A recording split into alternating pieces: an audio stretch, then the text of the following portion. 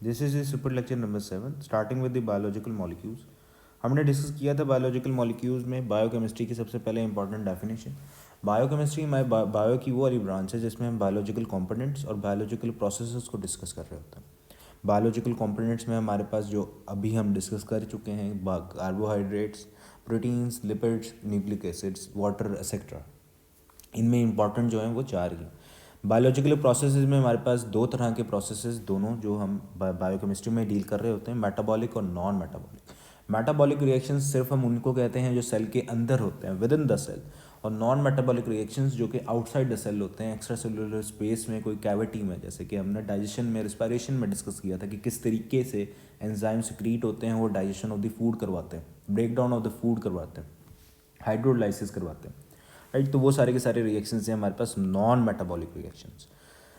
Biological components में हम start करते हैं। Of course each and every human body जो है हमारे पास मैटर से मिलकर बनी हुई है। अब मैटर से मिलकर बनी है, इसका मतलब क्या है, हमारे पास उसके अंदर कोई ना कोई एलिमेंट्स भी होंगे। अब वो वाले एलिमेंट्स जो कि ह्यूमन बॉडी में या लिविंग ऑर्गेनिज्म में पाए जाते हैं, नॉट जस्ट ह्यूमन बॉडी, जो कि लिविंग ऑर्गेनिज्म में पाए जाते हैं, वो कौन से हैं? Bio elements. बायो एलिमेंट्स में अगर देखा जाए तो नेचुरली कितने एलिमेंट्स हमारे पास अकर करते हैं? 92 नेचुरली अकरिंग एलिमेंट्स होते हैं।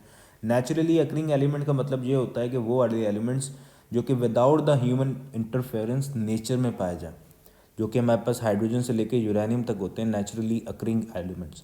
इसके अलावा जो आपके पीरियोडिक टेबल में जो 92 से लेकर 118 एलिमेंट्स हैं, जो दरमियान वाले सारे के सारे हैं, वो आर्टिफिशियली सिंथेसाइज किए गए हैं, ठीक है। उसमें डिफरेंट रिएक्शंस के थ्रू वो सिंथेसाइज किए गए हैं, लेकिन जो टोटल जो नेचुरली अकरिंग है वो हमारे पास 92 ही है। उनमें से 92 में से 6 जो हैं वो मोस्ट इंपॉर्टेंट हैं, जो कि अबंडेंटली पाए जाते हैं। वो हमारे पास oxygen, carbon, hydrogen, nitrogen, calcium और फॉस्फोरस। अच्छा, अब ये यहाँ पे हमने इंपॉर्टेंट बात डिस्कस की थी कि चाहे वो मेजर बायो एलिमेंट्स हैं, चाहे वो माइनर बायो एलिमेंट्स हैं, चाहे वो ट्रेस बायो एलिमेंट्स हैं, हर किसी की कंसंट्रेशन, हर किसी की अपनी अपनी इंपॉर्टेंट है, और हर किसी का एक इम्पॉर्टेंट अमाउंट है जो कि बॉडी को चाहिए। फॉर एग्जांपल जैसे कि आयोडीन हमारे पास एक ट्रेस एलिमेंट है, बट स्टिल अगर आयोडीन कम हो बॉडी में तो हमारे पास गोइटर की कंडीशन हमने केमिकल कोऑर्डिनेशन में डिस्कस की थी। आयोडीन हमारी बॉडी में क्यों चाहिए होता है? हमारे पास डिफरेंट काम के लिए हमारे पास आयोडीन चाहिए होता है, बट मोस्ट अबंडेंटली या सबसे ज़्यादा उसका इंपॉर्टेंट आयोडीन का क्या रोल होता है? उसने थायराइड हार्मोन्स को सिंथेसाइज करना होता है, राइट। हमने डिस्कस किया था हमारे पास thyroid hormone T3 T4, right. तो अगर आयोडीन की सफिशेंटली बॉडी में नहीं दिया जाएगा, आयोडीन की कमी होगी, तो उसकी वजह से क्या होगा हमारे पास? उसकी वजह से हमारे पास जो बॉडी में गोइटर की कंडीशन हो जाती है, थायराइड हार्मोन क्या हो जाता है? स्वेल हो जाता है, राइट। नेक में एक स्वॉलन पोर्शन वहाँ पे एक विजिबल नज़र आ रहा होता है, जिसको हम गोइटर कहते हैं। तो हर बायो एलिमेंट की अपनी अपनी इंपॉर्टेंस है। अच्छा, यहाँ पे ऑक्सीजन जो है हमारे पास सबसे ज़्यादा अबंडेंट है, और सबसे अबंडेंट कंपाउंड हमारे पास वो भी हमारे पास कौन सा है? वो हमारे पास वाटर ही है। ऑक्सीजन सबसे ज़्यादा अबंडेंट है, तो अगर एमसीक्यूज़ में ऑक्सीजन ना दे, वो क्या कहे? What compound do you think account for the high percentage of oxygen? तो हमारे पास उसका आंसर भी क्या होगा? वो होगा हमारे पास वाटर। अच्छा, वाटर के बारे में हमने डिफरेंट वाटर की प्रॉपर्टीज़ के बारे में हमने डिस्कस कर चुके थे। हमने वाटर की डिफरेंट प्रॉपर्टीज़ के बारे में डिस्कस किया था कि किस तरीके से वाटर जो है लिविंग कंपोनेंट है, लिविंग ऑर्गेनिज्म में लाइफ के लिए इम्पॉर्टेंट है। वाटर होगा तब लाइफ क्या होगी। वाटर की डिफरेंट प्रॉपर्टीज़ में से एक जो इंपॉर्टेंट प्रॉपर्टी है वो हमारे पास सरफेस टेंशन भी होती है। आपने देखा होगा कभी कभार जब आप पार्क्स वगैरह में जाओ तो आपने देखा होगा कि स्पाइडर्स या कुछ इंसेक्ट्स पानी के ऊपर जो हैं वो इस तरीके से तैर रहे होते हैं, राइट, जैसे कि पिक्चर में दिखाया गया। अब ये तैर रहे क्यों होते हैं? अगर एमसीक्यूज आ जाए तो वो क्यों तैर रहे होते हैं? Due to the surface tension. Water surface tension क्या है? हमने इसको रिस्पायरेशन में भी डिस्कस किया था। सरफेक्टेंट जो है वो क्या कर रहा होता है? एल्वियोलाई की वॉल में जो सरफेस टेंशन है उसको क्या कर रहा होता है? कम कर रहा होता है, रिड्यूस कर रहा होता है, जिसकी वजह से हमने डिस्कस किया था कि लंग्स कोलैप्स नहीं करते। मैंने समझाया था कि कोलैप्स का मतलब क्या है कि एल्वियोलाई जो हैं वो बंद नहीं हो जाते। बंद हो गए तो फिर जाहिर सी बात है एक्सचेंज ऑफ गैसेस नहीं हो पाएगी। इसी को कहते हैं कोलैप्स हो जाना। अच्छा, अब वो सरफेस टेंशन क्या था हमारे पास कि किसी भी सरफेस को, किसी भी सब्सटेंस की सरफेस को तोड़ना, किसी मैटर की सरफेस को ब्रेक करना, स्ट्रेच करना कितना डिफिकल्ट है, राइट। सॉलिड में सरफेस टेंशन सबसे ज़्यादा होता है, गैसेस में सबसे कम, और हमारे पास लिक्विड में मीडियोकर। वाटर का important property due to the hydrogen bonding, water का सरफेस टेंशन जो होता है वो बहुत ज़्यादा होता है, जिसकी वजह से हमारे पास जो डिफरेंट ऑर्गेनिजम्स हैं वो सर्वाइव कर पाते हैं, और due to this surface tension property वो भी एक इम्पॉर्टेंट रोल प्ले करती है आइस फॉर्मेशन में। ठीक है, अच्छा अब हमारे पास वाटर में हमने डिस्कस किया था डिफरेंट एलिमेंट्स में हमारे पास हाइड्रोजन बॉन्ड हाइड्रोजन बॉन्ड पाया जाता है। हाइड्रोजन बॉन्ड दो वाटर के मॉलिक्यूल में इंटरमॉलिक्यूलर फोर्स है, नॉन कोवेलेंट बॉन्ड है, राइट। अच्छा अब क्वेश्चन यही आता है कि भाई क्या अगर हाइड्रोजन बॉन्ड ख़त्म हो जाए, हाइड्रोजन बॉन्ड ना हो यहाँ पे, तब हमारे पास कौन सी कंडीशंस हम आएंगे, जिसको हमने आज सेशन में हमने इसको डिस्कस किया था कि वाटर के अंदर अगर हाइड्रोजन बॉन्ड जो है वो ख़त्म हो जाए तो हमारे पास ऑफ कोर्स बॉइलिंग पॉइंट गिर जाएगा, मेल्टिंग पॉइंट वाटर का आइस से लिक्विड में जाना वो कम हो जाएगा।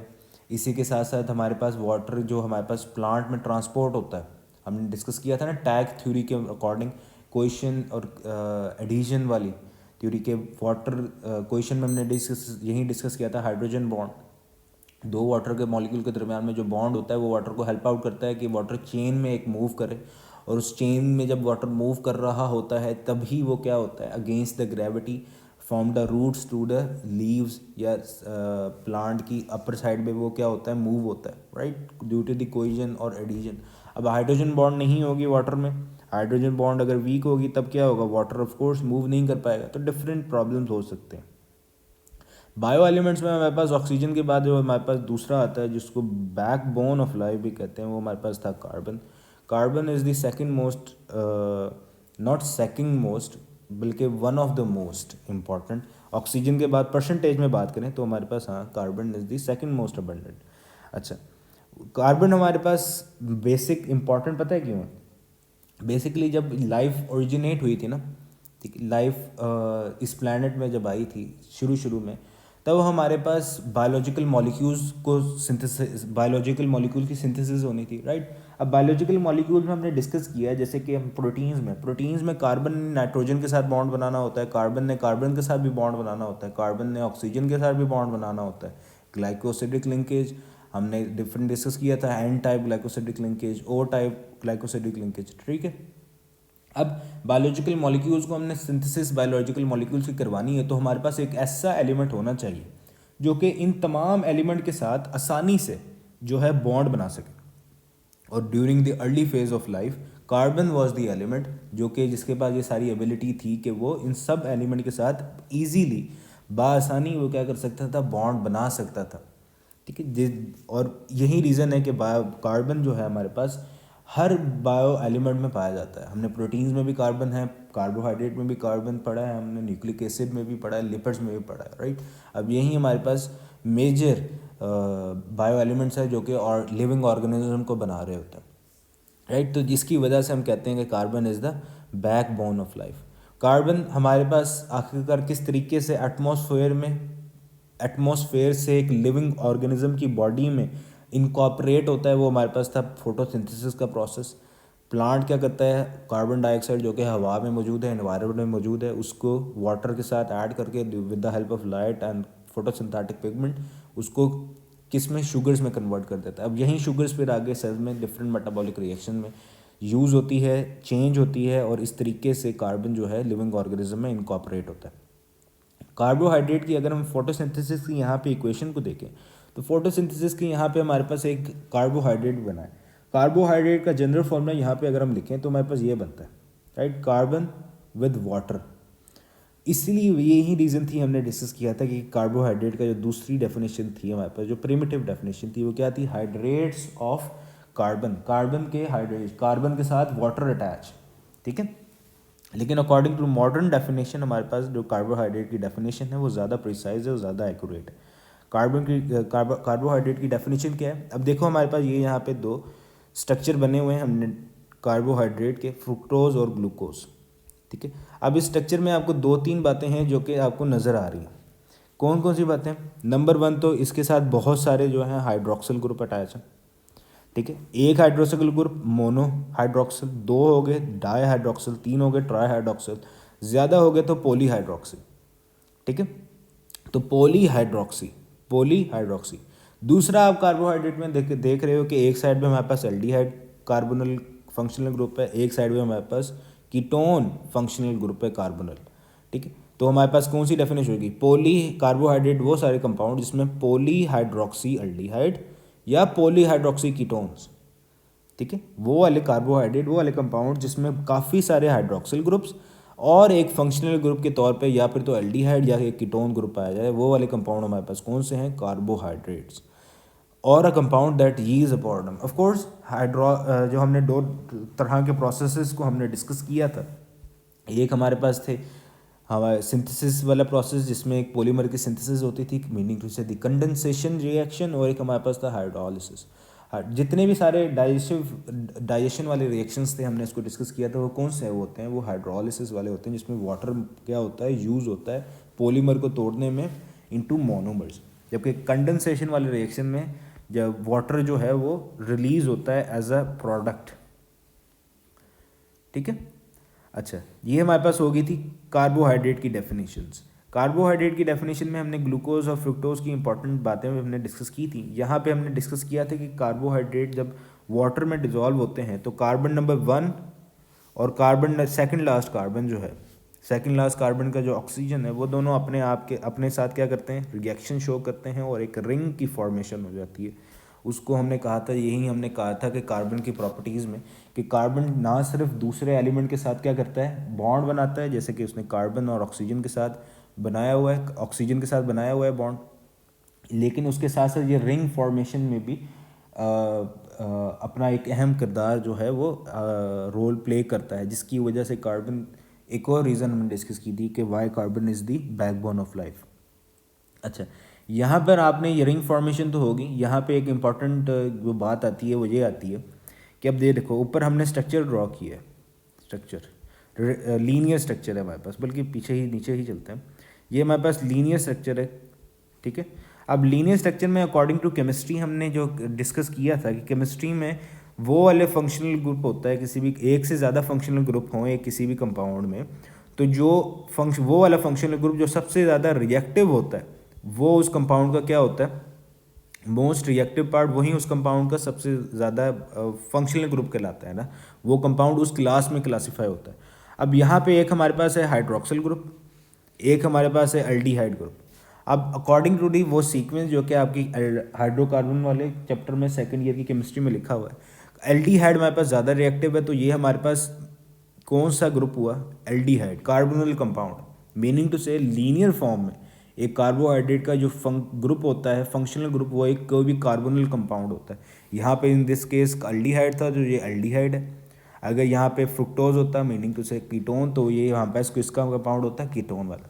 लेकिन रिंग फॉर्म में ऑफ कोर्स ये एल्डिहाइड कार्बोनल ग्रुप खत्म हो जाता है, तो हमारे पास हाइड्रोक्सिल ग्रुप ही बचता है। तो रिंग फॉर्म में हमारे पास जो कार्बोहाइड्रेट्स होते हैं वो क्या होते हैं, अल्कोहल, ठीक है। तो एमसीक्यूज इस वाले से आ सकता है। फिर हमने डिस्कस किया था डिफरेंट कार्बोहाइड्रेट जो हैं आप आपस में बॉन्ड्स भी बनाते हैं अपने साथ, जो वाले बॉन्ड जो कि बनता है इन दिस केस वो कोवेलेंट बॉन्ड की कौन सी टाइप थी हमारे पास, ग्लाइकोसिडिक लिंकेज। ग्लाइकोसिडिक लिंकेज को हमने दो पार्ट्स में डिवाइड किया था, एक था हमारे पास एन टाइप ग्लाइकोसिडिक, एक था हमारे पास O type oxygen type glycosidic linkage. N type को हमने न्यूक्लिक एसिड में हमने डिस्कस किया था। हमने क्या कहा था यहाँ पे, अगर फॉर एग्जांपल यहाँ पे दो ग्लूकोज की कंडेंसेशन हुई है और हमारे पास एक पॉलीमर बना है, ऑफ कोर्स हमने कंडेंसेशन में डिस्कस किया था कि कोई ना कोई एक स्मॉल ग्रुप क्या होता है, रिमूव होता है। वो स्मॉल ग्रुप कोई भी हो सकता है, बट इन दिस केस वो क्या है, वाटर।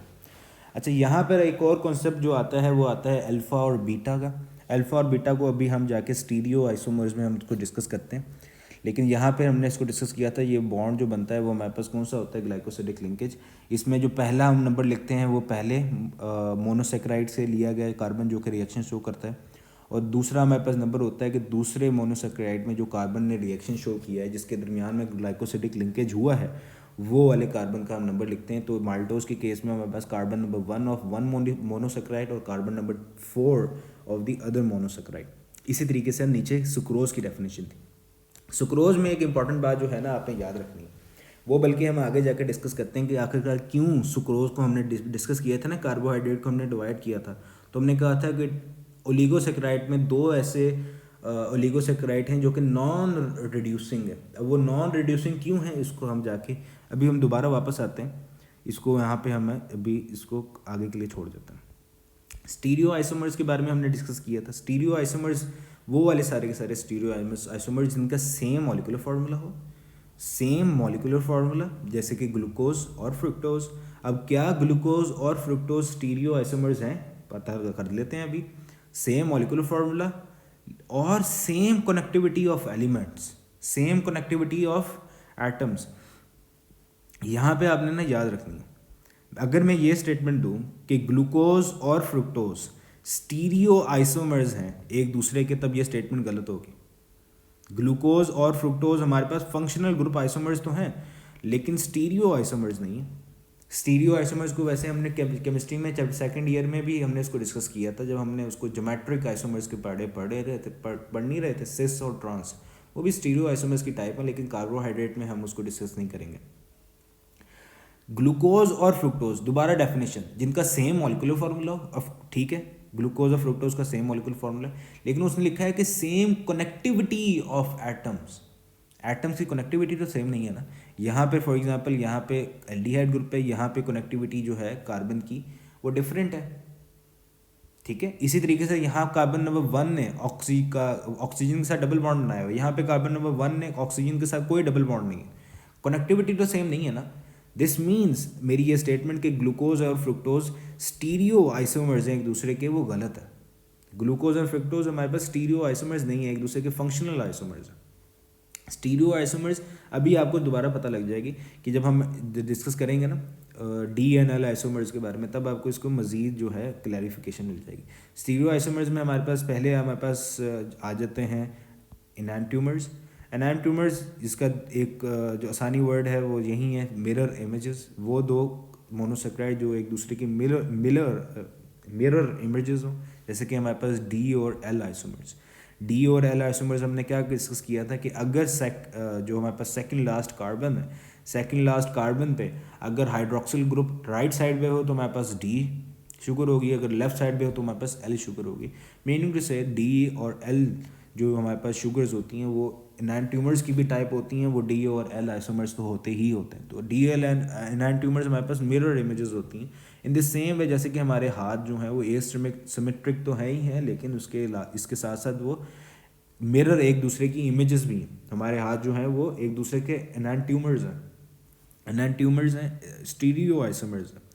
फिर हमारे पास दूसरे आइसोमर्स आ गए थे D and L isomers. D and L isomers के बारे में हमने डिस्कस किया था, जो सेकंड लास्ट कार्बन में पेनल्टीमेट कार्बन के जिसको हमने नाम दे दिया था, वो वाले कार्बन पे अगर हाइड्रोक्सिल ग्रुप राइट साइड में हो तो हमारे पास D है, अगर ना हो तो हमारे पास दूसरा L शुगर वो होगी।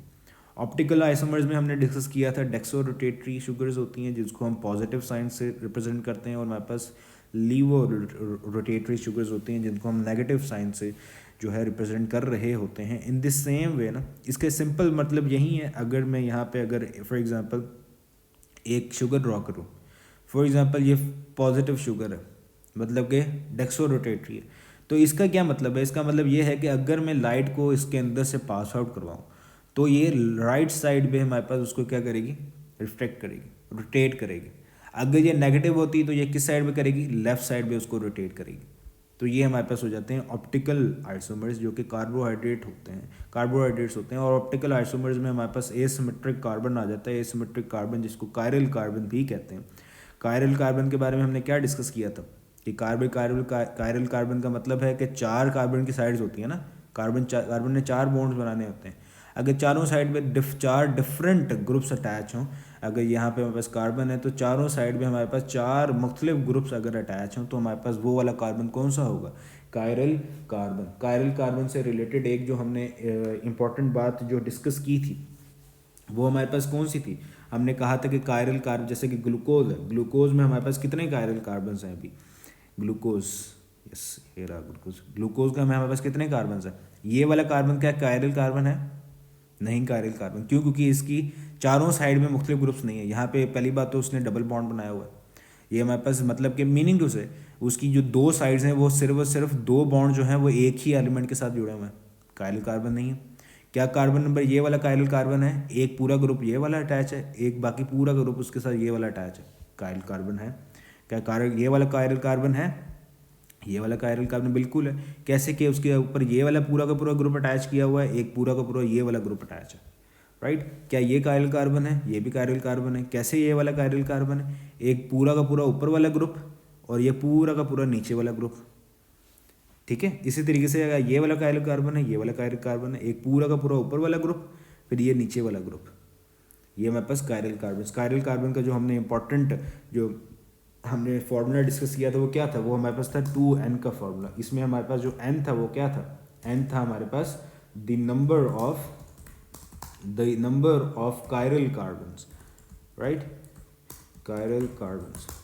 इसमें फॉर एग्जांपल ग्लूकोज में हमारे पास कितने कायरल कार्बन्स है, ग्लूकोज में हमारे पास 4 कायरल कार्बन्स होते हैं। तो 2 की पावर जब हम 4 पुट करेंगे तो हमारे पास नंबर ऑफ स्टीरियो आइसोमर्स, अगर वो पूछ ले कि how many stereo isomers does glucose have, तो हमें फॉर्मूला लगाएंगे 2n वाला, 2n। ग्लूकोज के बाद 4 कायरल कार्बन है, 4 2 की पावर 4, तो ग्लूकोज के हमारे पास टोटल स्टीरियो आइसोमर्स जो हैं वो निकल आएंगे। ये था हमारे पास ऑप्टिकल आइसोमर्स। फिर हमारे पास आ जाते हैं एनोमर्स। एनोमर्स में हमारे पास आ जाते हैं अल्फ़ा और बीटा। अल्फ़ा और बीटा में हमारे पास ना यहाँ पे एक कॉन्सेप्ट आ जाता है, वो वाला आता है एनोमेरिक कार्बन वाला। एनोमेरिक कार्बन का पता लग गया आपको तो फिर ये अल्फ़ा और बीटा शुगर में कोई कन्फ्यूजन नहीं होगी। बेसिकली एनोमेरिक कार्बन ना ये हमारे पास यहाँ पे ना पहले एक बात जो है इंपॉर्टेंट है वो हमें डिस्कस कर लेते हैं। कीटो शुगर्स में ना, कीटोन शुगर्स में जिसके अंदर कीटोन फंक्शनल ग्रुप होता है, उनमें नंबरिंग हम स्टार्ट करते हैं लेफ्ट साइड से, ठीक है। और एल्डो शुगर में हम नंबरिंग स्टार्ट करते हैं राइट साइड से, ठीक। मीनिंग टू से ये हमारे पास कौन सी शुगर है, ग्लूकोज हमारे पास एल्डो शुगर है, तो हमारे पास नंबरिंग हमने यहाँ से राइट साइड से स्टार्ट की है, ठीक है। अगर फ्रुक्टोज होता है तो हम नंबरिंग यहाँ से स्टार्ट करते हैं लेफ्ट साइड से, लेफ्ट साइड से नंबरिंग स्टार्ट करते हैं हम कीटो शुगर्स की, ठीक है। ये नंबर 1 पहला इंपॉर्टेंट कॉन्सेप्ट। दूसरा यहाँ पे जो इंपॉर्टेंट कॉन्सेप्ट है जो हमने पढ़ना है वो पढ़ना है एनोमेरिक कार्बन वाला। एनोमेरिक कार्बन वो वाला कार्बन होता है जो कि फंक्शनल ग्रुप वाला कार्बन होता है लीनियर स्ट्रक्चर पे, ठीक है। लीनियर स्ट्रक्चर में वो वाला कार्बन जो कि फंक्शनल ग्रुप वाला कार्बन था, जिसने रिएक्ट किया था सेकंड लास्ट कार्बन के साथ और उसने यहाँ पे रिंग स्ट्रक्चर बनाया था। मीनिंग टू से यहाँ पे कार्बन नंबर 1 कौन सा है, एनोमेरिक कार्बन। तो अल्फा और बीटा शुगर्स हम कह रहे होते हैं, अल्फा शुगर हम उसको कहते हैं कि वो वाली शुगर जो कि एनोमेरिक कार्बन के हाइड्रोक्सिल ग्रुप और लास्ट कार्बन जो है, अगर वो दोनों एक ही पोजीशन पे आ जाएं तो हमारे पास वो शुगर होगी बीटा। अगर एनोमेरिक कार्बन का हाइड्रोक्सिल ग्रुप और लास्ट कार्बन की पोजीशन ऑपोजिट आ जाए तो वो शुगर कौन सी होगी हमारे पास, अल्फा शुगर, ठीक है। अब ऊपर चल के हम वैसे हमने जो रिएक्शन डिस्कस किया था उसके बाद चलते हैं यहाँ पे क्या ये वाली शुगर यहाँ पे मेंशन है सुक्रोज में, बल्कि देखते हैं सुक्रोज में यस ये यहाँ पे अच्छा सुक्रोज में क्यों हमारे पास को अल्फा ग्लूकोज होता है या बीटा ग्लूकोज होता है। हमारे पास ये एल्डो शुगर है, मीनिंग से राइट साइड से पहला कार्बन जो होगा वो हमारे पास है एनोमेरिक कार्बन। फंक्शनल ग्रुप का कार्बन कौन सा था हमारे पास, कार्बन नंबर 1। राइट साइड से हमने नंबरिंग स्टार्ट की, क्यों, क्योंकि ये ग्लूकोज एक एल्डो शुगर है। एनोमेरिक कार्बन का हाइड्रोक्सिल ग्रुप और लास्ट कार्बन आपस में एक दूसरे के क्या है, ऑपोजिट साइड पे। इसका मतलब ये हमारे पास जो शुगर है वो हमारे पास कौन सी शुगर है, ग्लूकोज में या सुक्रोज फॉर्मेशन में जो शुगर इस्तेमाल हुई है वो कौन सी है, वो हमारे पास अल्फा शुगर है। फ्रुक्टोज के बारे में डिस्कस कर लेते हैं। फ्रुक्टोज में ये हमारे पास फ्रुक्टोज कौन सी शुगर है, एल्डो शुगर, मीनिंग टू से लेफ्ट साइड से नंबरिंग स्टार्ट होगी। ये हमारे पास कार्बन नंबर 1 होगा, ये हमारे पास कार्बन नंबर 2 होगा। और anomeric carbon in case of keto sugar कौन सा होता है, कार्बन नंबर 2, क्योंकि लीनियर स्ट्रक्चर में कीटोन शुगर में हमारे पास कार्बन नंबर 2 होता है ना, जो फंक्शनल ग्रुप का कार्बन होता है। यहाँ पे देख लो, यहाँ पे कार्बन नंबर 2 है जो कि फंक्शनल ग्रुप का हिस्सा है। एल्डो शुगर में कार्बन नंबर 1 होता है जो फंक्शनल ग्रुप का हिस्सा होता है। तो carbon number 2 in case of fructose क्या है या कीटो शुगर क्या है, anomeric carbon, carbon number 2। Carbon number 2 का हाइड्रोक्सिल ग्रुप और लास्ट कार्बन अगर एक साइड पे आ गया, इसका मतलब ये कौन सी शुगर है, बीटा। मीनिंग टू जैसे सुक्रोज फॉर्मेशन में हमारे पास अल्फा ग्लूकोज, बीटा फ्रुक्टोज से मिलकर हमारे पास क्या बनता है, सुक्रोज, इसी यही रीज़न है। आपकी बुक्स में तो वैसे सिंपल हम लिखते हैं, सिंपल मतलब कि इसके साथ अल्फ़ा या बीटा नहीं लिखते हम कोई भी, लेकिन इन हायर बुक्स जब आप देखोगे तो आपके पास जो अल्फ़ा है वो आपको डिफरेंट मिलेगा, जो बीटा है वो डिफरेंट मिलेगा। मीनिंग टू से मैं ये कहना चाह रहा हूँ, यहाँ पे आपको इस तरीके से बॉन्ड, ग्लाइकोसिडिक बॉन्ड जो है हाई लेवल की बुक में मिलेगा, अल्फ़ा 1 टू बीटा 2। ठीक है, अल्फ़ा 1 का क्या मतलब है यहाँ पे, अल्फ़ा 1 का यहाँ पे मतलब है कि ग्लूकोज जो है वो अल्फ़ा है और उसका कार्बन नंबर 1, और बीटा का क्या मतलब है कि जो फ्रुक्टोज है वो बीटा शुगर है और उसका कार्बन नंबर 2, उन दोनों के दरम्यान में क्या है, बॉन्ड है। ठीक है, अच्छा ये हमारे पास हो गए एनोमर्स, अल्फ़ा एंड बीटा। फिर हमारे पास आ जाते हैं एपीमर्स, जो कि लास्ट हमारे पास स्टीरियो आइसोमर्स जो हमें पता होने चाहिए। एपीमर्स, इसको उर्दू में लिखें तो वो क्या है, वो वाले कंपाउंड्स, वो वाले मरकबात जो कार्बन की हाइड्रोक्सल, जो कि कार्बन पर हाइड्रोक्सी ग्रुप की पोजीशन में मुख्तलिफ हों। हाइड्रोक्सी मतलब कि OH। ठीक है, मीनिंग टू से यहाँ पे हमारे पास डिफरेंट कंपाउंड्स 3 मेंशन है, इन तीनों का स्ट्रक्चर जो है आपको आना चाहिए। मैनोज, ग्लूकोज, गैलेक्टोज, ये दोनों डी ग्लूकोज है, मीनिंग टू से सेकंड लास्ट कार्बन पे हाइड्रोक्सिल ग्रुप हमारे पास राइट साइड पे होगा। ठीक है, एपीमर्स होते हैं वो वाले कंपाउंड जो कि हाइड्रोक्सिल ग्रुप की पोजीशन में डिफरेंट हो, सिर्फ उससे बाकी पूरा का पूरा सेम हो लेकिन सिर्फ हाइड्रोक्सिल ग्रुप क्या हो, डिफरेंट हो, वो हमारे पास हो जाते हैं एपीमर्स। जैसे कि हमारे पास मैनोज है, मैनोज में कार्बन नंबर 2 पे हाइड्रोक्सिल ग्रुप जो है वो लेफ्ट साइड पे, लेकिन ग्लूकोज में कार्बन नंबर 2 पे हाइड्रोक्सिल ग्रुप कहाँ पे है, राइट साइड पे। मीनिंग टू से मैनोज और ग्लूकोज एपीमर्स हैं अकॉर्डिंग टू कार्बन नंबर 2। अगर हम ग्लैक्टोज की बात करें तो ग्लैक्टोज में सारा स्ट्रक्चर सेम जाता है ग्लूकोज के हिसाब से, लेकिन कार्बन नंबर आके 4 पर, कार्बन नंबर 4 पे हाइड्रोक्सिल ग्रुप की पोजीशन डिफरेंट हो जाती है। कार्बन नंबर 4 पे यहाँ पे हाइड्रोक्सिल ग्रुप लेफ्ट साइड पे, यहाँ पे राइट साइड पे। Meaning to say galactose and glucose are epimers according to carbon number 4। ठीक है, क्या मैनोज और ग्लैक्टोज हो सकते हैं एपीमर्स? नहीं। क्यों नहीं हो सकते? डेफिनेशन में दोबारा चलते हैं। डेफिनेशन में हमारे पास क्या है, यहाँ पे मेंशन है ओनली वन, सिर्फ और सिर्फ एक। अब एपीमर, मैनोज और ग्लैक्टोज में हमारे पास यहाँ पे क्या मसला आ रहा है कि भाई हम इसको कह रहे हैं कि नहीं, एपीमर ग्लैक्टोज और मैनोज में हमारे पास यहाँ पर भी डिफरेंट है, यहाँ पे भी डिफरेंट है। ठीक है, कार्बन नंबर 2 पे भी, कार्बन नंबर 4 पे भी दो पोजीशंस आ गई हैं, जो हाइड्रोक्सिल की पोजीशन जो है डिफरेंट है। हमने यहाँ पे डिस्कस किया है एपीमर सिर्फ और सिर्फ एक पोजीशन पर हाइड्रोक्सिल ग्रुप की पोजीशन पे क्या कर रहे होते हैं, डिफर कर रहे होते हैं। तो मैनोज और ग्लैक्टोज नहीं है, सिर्फ वो वाले एपीमर्स होंगे जिनकी एक पोजीशन पे हाइड्रोक्सिल ग्रुप क्या होता है, डिफरेंट होता है। अब दोबारा स्टीरियो आइसोमर्स की डेफिनेशन को डिस्कस करें। स्टीरियो आइसोमर्स कौन से होते हैं?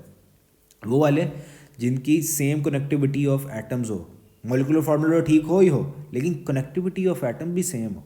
इस यही रीज़न है कि यहाँ पे हमने जो भी डिस्कस किया है, फॉर एग्जांपल यहाँ पे हमने ग्लूकोज के बारे में लिखा है, यहाँ पे हमने एनांटियोमर्स में भी ग्लूकोज की एग्जांपल ली है, हमने ऑप्टिकल आइसोमर्स में भी ग्लूकोज की एग्जांपल ली है, डेक्सोरोटेटरी, लीवोरोटेटरी, हमने इसी के साथ साथ एनोमर्स में भी ग्लूकोज की एग्जांपल ली है। क्यों? क्योंकि हमने जब जो स्टीरियो आइसोमर्स डिस्कस कर रहे होते हैं उनमें कनेक्टिविटी ऑफ द एटम भी सिमिलर होनी चाहिए।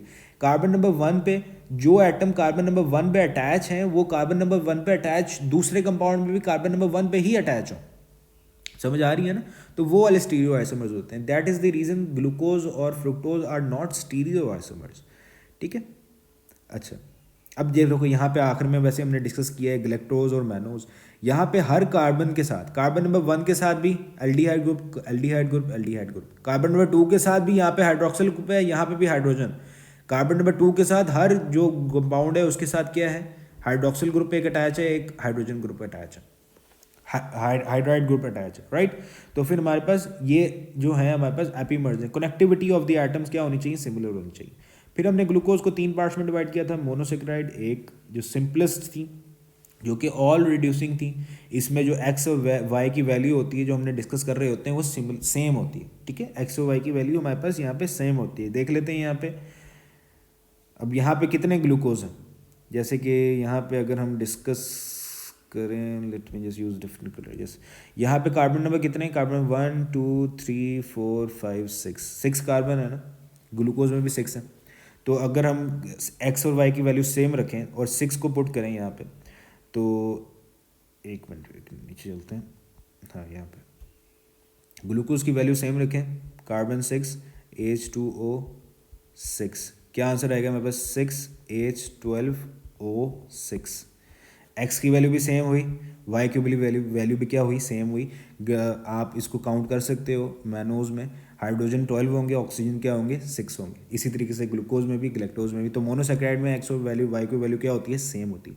ओलिगोसेक्राइड का मतलब होता है ओलिगो मीनिंग टू से सम, सेक्राइड शुगर जो कि कम शुगर से मिलके हों, सिर्फ और सिर्फ, बाकी सारी रिड्यूसिंग होती हैं एक्सेप्ट हमारे पास सुक्रोज और टहीरोज होता है जो कि हमारे पास बैक्टीरिया में पाया जाता है, जो कि नॉन रिड्यूसिंग होता है। अब इसका क्या मतलब है, सुक्रोज में और आपको इन दोनों में जो ग्लाइकोसिडिक लिंकेज है उनकी पोजीशन जो है पता होनी चाहिए। और पॉलीसेक्राइड तो हमारे पास होमो होते हैं और हेटीरो होते हैं पॉलीसेक्राइड। अब यहाँ पे नॉन रिड्यूसिंग का क्या मतलब है, देखो नॉन रिड्यूसिंग सुक्रोज को हम क्यों कह रहे होते हैं, यहाँ पे देखो, यहाँ पे जो इंपॉर्टेंट बात जो है ना डिस्कस करनी है, यहाँ पे मुझे ये रेज करने दो, जस्ट कुछ ग्लिच हो रहा है यहाँ पे जिसकी वजह से ना ये बार बार होगा, बट चलो इतना बहुत है। अच्छा ये देखो, कार्बन जो ग्लूकोज का वो एनोमेरिक कार्बन यूज़ हो रहा है ना, ग्लाइकोसिडिक सुक्रोज में ग्लाइकोसिडिक जिन दो कार्बन के दरम्यान में यूज़ हो रहा है वो दोनों एनोमेरिक कार्बन है, मतलब कि फंक्शनल ग्रुप के कार्बन थे लीनियर स्ट्रक्चर में। यहाँ पे ग्लूकोज में एनोमेरिक कार्बन था कार्बन नंबर 1, फ्रुक्टोज में एनोमेरिक कार्बन था कार्बन नंबर 2, फंक्शनल ग्रुप का कार्बन। इन दोनों के दरम्यान में जो है ना वो ग्लाइकोसिडिक लिंकेज बना है, मतलब कि फंक्शनल ग्रुप के कार्बन क्या हो गए, बॉन्ड बनाने में इस्तेमाल हो गए। यही रीज़न है कि ग्लूकोज क्या होता है, नॉन रिड्यूसिंग। जबकि यहाँ पे आपके पास माल्टोज बना हुआ है, माल्टोज में ग्लूकोज का एनोमेरिक कार्बन ये वाला है कार्बन नंबर 1, लेकिन इस ग्लूकोज का जो एनोमेरिक कार्बन है वो ये वाला कार्बन है, ठीक है, वो ये वाला कार्बन है। अब ये वाला कार्बन जो है वो उसकी पोजीशन जो है वो फ्री है, वो रिएक्शन मजीद शो कर सकता है, वो इलेक्ट्रॉन को क्या कर सकता है, लूज कर सकता है, ठीक है। लेकिन सुक्रोज में क्योंकि दोनों फंक्शनल ग्रुप के कार्बन, दोनों एनोमेरिक कार्बन जो है बॉन्ड बनाने में यूज हो गए हैं, यही रीज़न है कि सुक्रोज क्या होता है, नॉन रिड्यूसिंग होता है। और यही रीज़न होती है पॉलीसेकेराइड भी नॉन रिड्यूसिंग होती है। क्यों, क्योंकि पॉलीसेकेराइड में एक बहुत बड़ी चेन होती है ना, अब बहुत बड़ी चेन होती है तो उसमें सारे एनोमेरिक कार्बन क्या हो रहे होते हैं, बॉन्ड बनाने में यूज़ हो रहे होते हैं, इसकी वजह से वो क्या हो जाते हैं, नॉन रिड्यूसिंग, ठीक है। होपफुली ये यहाँ पे क्लियर होगा। होमोपोलीसेक्राइड में जो हमने डिस्कस किए थे, जो इंपॉर्टेंट होने चाहिए, जो हमें पता होने चाहिए, वो हमें पास स्टार्च, ग्लाइकोजन, सेलुलोज, ये सारे के सारे तो ईजी हैं। यहाँ पे जो काइटन में जो एन एसिटाइल ग्लूकोसमी जो है वो समझ नहीं आता। अब ये इसका क्या मतलब है, बेसिकली ये हमारे पास काइटन का है स्ट्रक्चर फार्मूला। यहाँ पे अगर आप देखो, अगर तो हमारे पास सेकंड कार्बन में ना अमाइनो ग्रुप अटैच आ जाए तो हम उसको कहते हैं, और वो हमारे पास रिंग फॉर्मेशन हो जाए या ना भी हो, उसको हम कहते हैं एन ग्लूकोसमी, ठीक है। कार्बन नंबर 2 में ग्लूकोज में सेम स्ट्रक्चर हो ग्लूकोज का, ग्लूकोज में बस कार्बन नंबर 2 पे एक अमाइन ग्रुप आके अटैच हो जाए, वो हमारे पास बन जाता है एन ग्लूकोसमी। अच्छा, फिर हमने केमिस्ट्री में डिस्कस किया था एसिडिक एसिड, एसिडिक एसिड में हाइड्रोक्सिल ग्रुप निकल जाए, बन जाएगा एसिटाइल। अब यही एसिटाइल का आगे क्या जुड़ जाता है, यहाँ पे ग्लूकोसमीन के साथ न कि नाइट्रोजन के साथ बॉन्ड बनाते हैं, हमारे पास बन जाता है एन एसिटाइल, यहाँ से आ गया, और एसिटाइल यहाँ से आ गया, एन एसिटाइल ग्लूकोसमी यहाँ से आ गया, और हमारे पास स्ट्रक्चर बन गया काइटन के मोनोसेक्राइड का एन एसिटाइल ग्लूकोसमी, जो कि हमारे पास जो एक्सो आर्थ्रोपोड्स में जो हमारे पास स्केलेटन होता है उसकी फॉर्मेशन में यूज़ हो रहा होता है। हेटेरोपॉलीसेक्राइड में जो हमने डिस्कस कर चुके हैं, वो स्पर्म में हमने डिस्कस किया था रिप्रोडक्टिव चैप्टर्स में, कि किस तरीके से हमारे पास जो हेलुरोनिक एसिड है वो हमारे पास टूटता है, और हमारे पास जो फर्टिलाइजेशन होती है उसको रिप्रोडक्टिव चैप्टर में हमने इसको डिस्कस किया था। एंजाइम्स में भी हमने इसको डिस्कस किया था आज सेशन में दोबारा से। इसी के साथ हेपारिन, हेपारिन क्या है हमारे पास, एंटीकोएजुलेंट, वो भी हमारे पास हेटेरोपॉलीसेक्राइड है। इसी तरह से एगर जो केमिस्ट्री में हम डिस्कस करते हैं, इसी तरीके से पेप्टाइडोग्लाइकेन जो कि एन एसिटाइल ग्लूकोसमीन और एन एसिटाइल न्यूमेरिक एसिड के साथ मिलकर बना होता है। अब ये हम इसको, ये एन एसिटाइल ग्लूकोसमीन का तो समझ आ गया यहाँ पे, जो न्यूमेरिक एसिड है उसको हम प्रोकैरियोट में डिस्कस करेंगे। उसके बाद हमारे पास आ जाता है ग्लाइकोजन। ग्लाइकोजन में पॉलीसेक्राइड में एक इंपॉर्टेंट बात जो मैंने यहाँ पे इंक्लूड की है वो ये की है कि जो ब्रांचिंग होती है ना, देखो सिर्फ और सिर्फ पूरे के पूरे स्ट्रक्चर में बॉन्ड जो होता है वो सेम आता है, मतलब कि जैसे कि ग्लाइकोजन में अल्फा 1 to 4 ग्लाइकोसिडिक लिंकेज, सिर्फ और सिर्फ अल्फा 1 to 6 ग्लाइकोसिडिक जो लिंकेज आता है ना वो बनता है उस वाले पॉइंट पे जहाँ पे ब्रांचिंग होनी होती है। बाकी यहाँ पे दोबारा से ये वाली चेंज जो चलेगी, यहाँ पे दोबारा से बॉन्ड होगा कौन सा, अल्फ़ा 1 टू बीटा 4, यहाँ पे दोबारा से कौन सा बॉन्ड आएगा, alpha 1 to beta, alpha 1 to 4 glycosidic linkage. सिर्फ और सिर्फ जो बॉन्ड बन रहा होता है वो बन रहा होता है अल्फ़ा 1 टू 6 ग्लाइकोसिडिक लिंकेज, वो वाला पोर्शन जहाँ पे ब्रांचिंग होनी होती है। यही रीज़न है कि हम बुक में लिखते हैं कि at the branching point the glycosidic linkage is between alpha 1 to 6 glycosidic linkage. ठीक है, यही क्योंकि सिर्फ और सिर्फ ये बॉन्ड बन रहा होता है एट द ब्रांचिंग पॉइंट। इसी के साथ हमने वैसे पहले डिस्कस कर चुके थे, हमने सेलुलोज के बारे में डिस्कस किया था कि सेलुलोज में जो है 180 की रोटेशन हो रही होती है। अब यहाँ पे देखो आप, यहाँ पे ये हमारे पास एक है मोनोमर ग्लूकोज का, ये हमारे पास दूसरा मोनोमर है। अब देखो यहाँ पे कार्बन नंबर जो फर्स्ट जो लास्ट कार्बन है वो कार्बन ऊपर की साइड पे, ये जो हमारे पास लास्ट कार्बन है वो नीचे की साइड पे, 180 की रोटेशन हुई ना।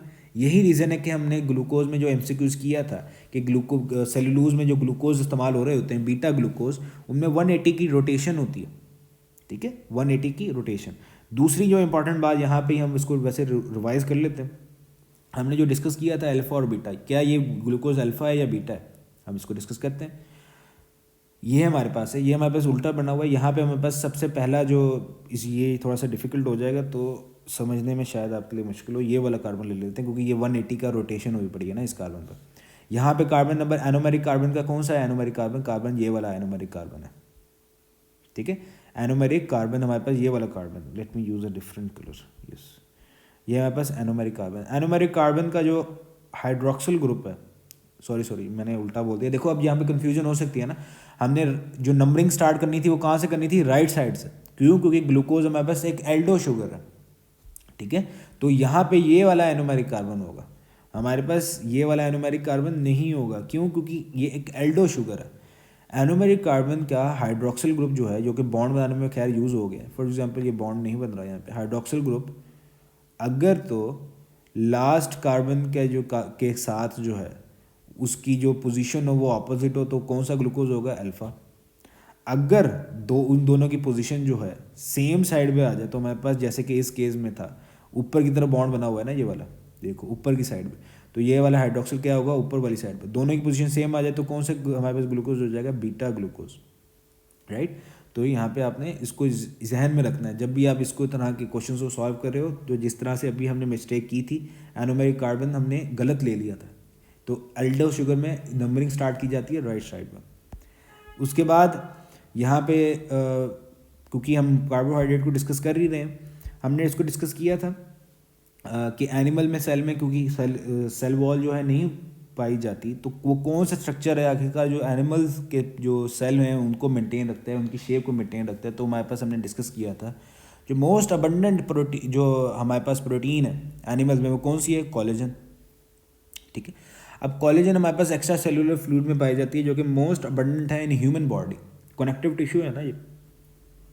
अब ये जो है हमारे पास ये मौजूद होते हैं और इसके साथ साथ एक छोटा एक स्ट्रक्चर होता है इस ये कोलेजन और हमारे पास कुछ प्रोटीन्स और कार्बोहाइड्रेट जब मिलकर हमारे पास एक स्ट्रक्चर बना देते हैं, इसको कहते हैं प्रोटियोग्लाइकेन कॉम्प्लेक्स।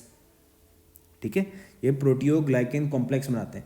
ये स्ट्रक्चर जो है हमारे पास डिफरेंट फंक्शन में पार्टिसिपेट कर रहे होते हैं, जैसे कि हमारे पास सिग्नलिंग में, हमारे पास ट्रांसपोर्टेशन में, हमारे पास मॉलिक्यूल की मूवमेंट में।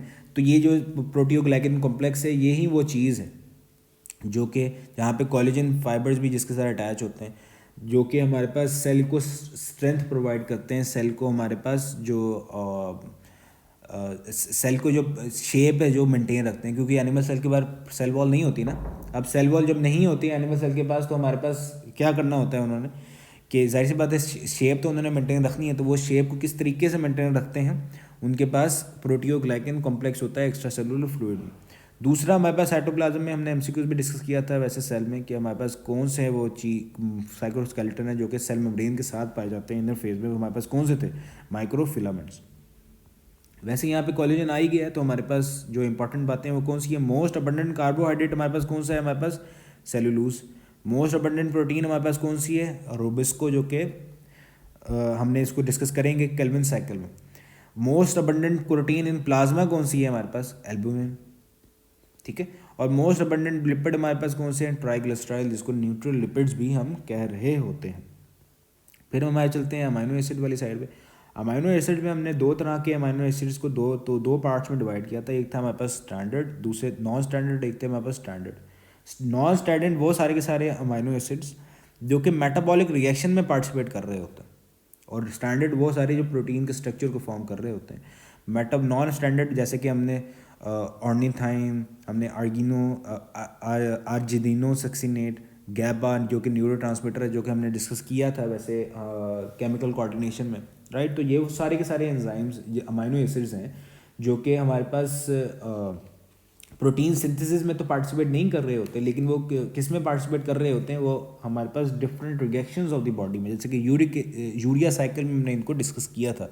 इसी तरीके से हमने कैल्विन साइकिल में भी पढ़ा था। गैबा को हमने पढ़ा था as a neurotransmitter. GABA क्या है? गैमा अमाइनो ब्यूटारिक एसिड है ना, राइट। तो स्टैंडर्ड वो वाले, सिर्फ स्टैंडर्ड अमाइनो एसिड वो होते हैं जो प्रोटीन की सिंथेसिस में क्या कर रहे होते हैं, पार्टिसिपेट कर रहे होते हैं। और ये हमारे पास कितने होते हैं? 25% out of the 170 amino acid जो कि हमने पढ़े थे।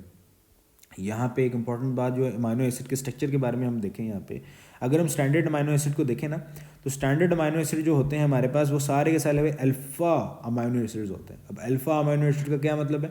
अल्फ़ा अमाइनो एसिड जो होता है वो वाले जिनमें अल्फ़ा कार्बन हो।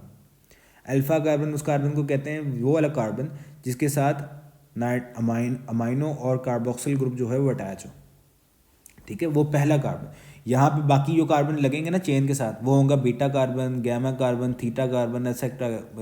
जो जितने भी कार्बन होंगे उनका नाम आता जाएगा, जैसे कि हम नॉमेनक्लेचर में केमिस्ट्री में डिस्कस करते हैं। तो अल्फ़ा कार्बन वो वाला कार्बन जिसके साथ जो कार्बोक्सिल ग्रुप है और अमाइन ग्रुप है, वो दोनों एक साथ एक ही कार्बन के साथ अटैच हो, हमारे पास कौन सा होगा? Alpha carbon. और सारे के सारे जो अमाइनो एसिड्स हैं वो कौन से हैं? अल्फ़ा अमाइनो एसिड वाले अल्फ़ा कार्बन वाले अमाइनो एसिड्स हैं, इसलिए उनको अल्फ़ा अमाइनो एसिड कहते हैं। दूसरा, ये ऑप्टिकली एक्टिव भी होते हैं, ऑफ कोर्स अल्फ़ा है ना। अब अल्फ़ा आ गए तो यहाँ जाहिर सी बात है, एक कार्बन के साथ तीन तो पहले से ही मुख्तलिफ ग्रुप अटैच है।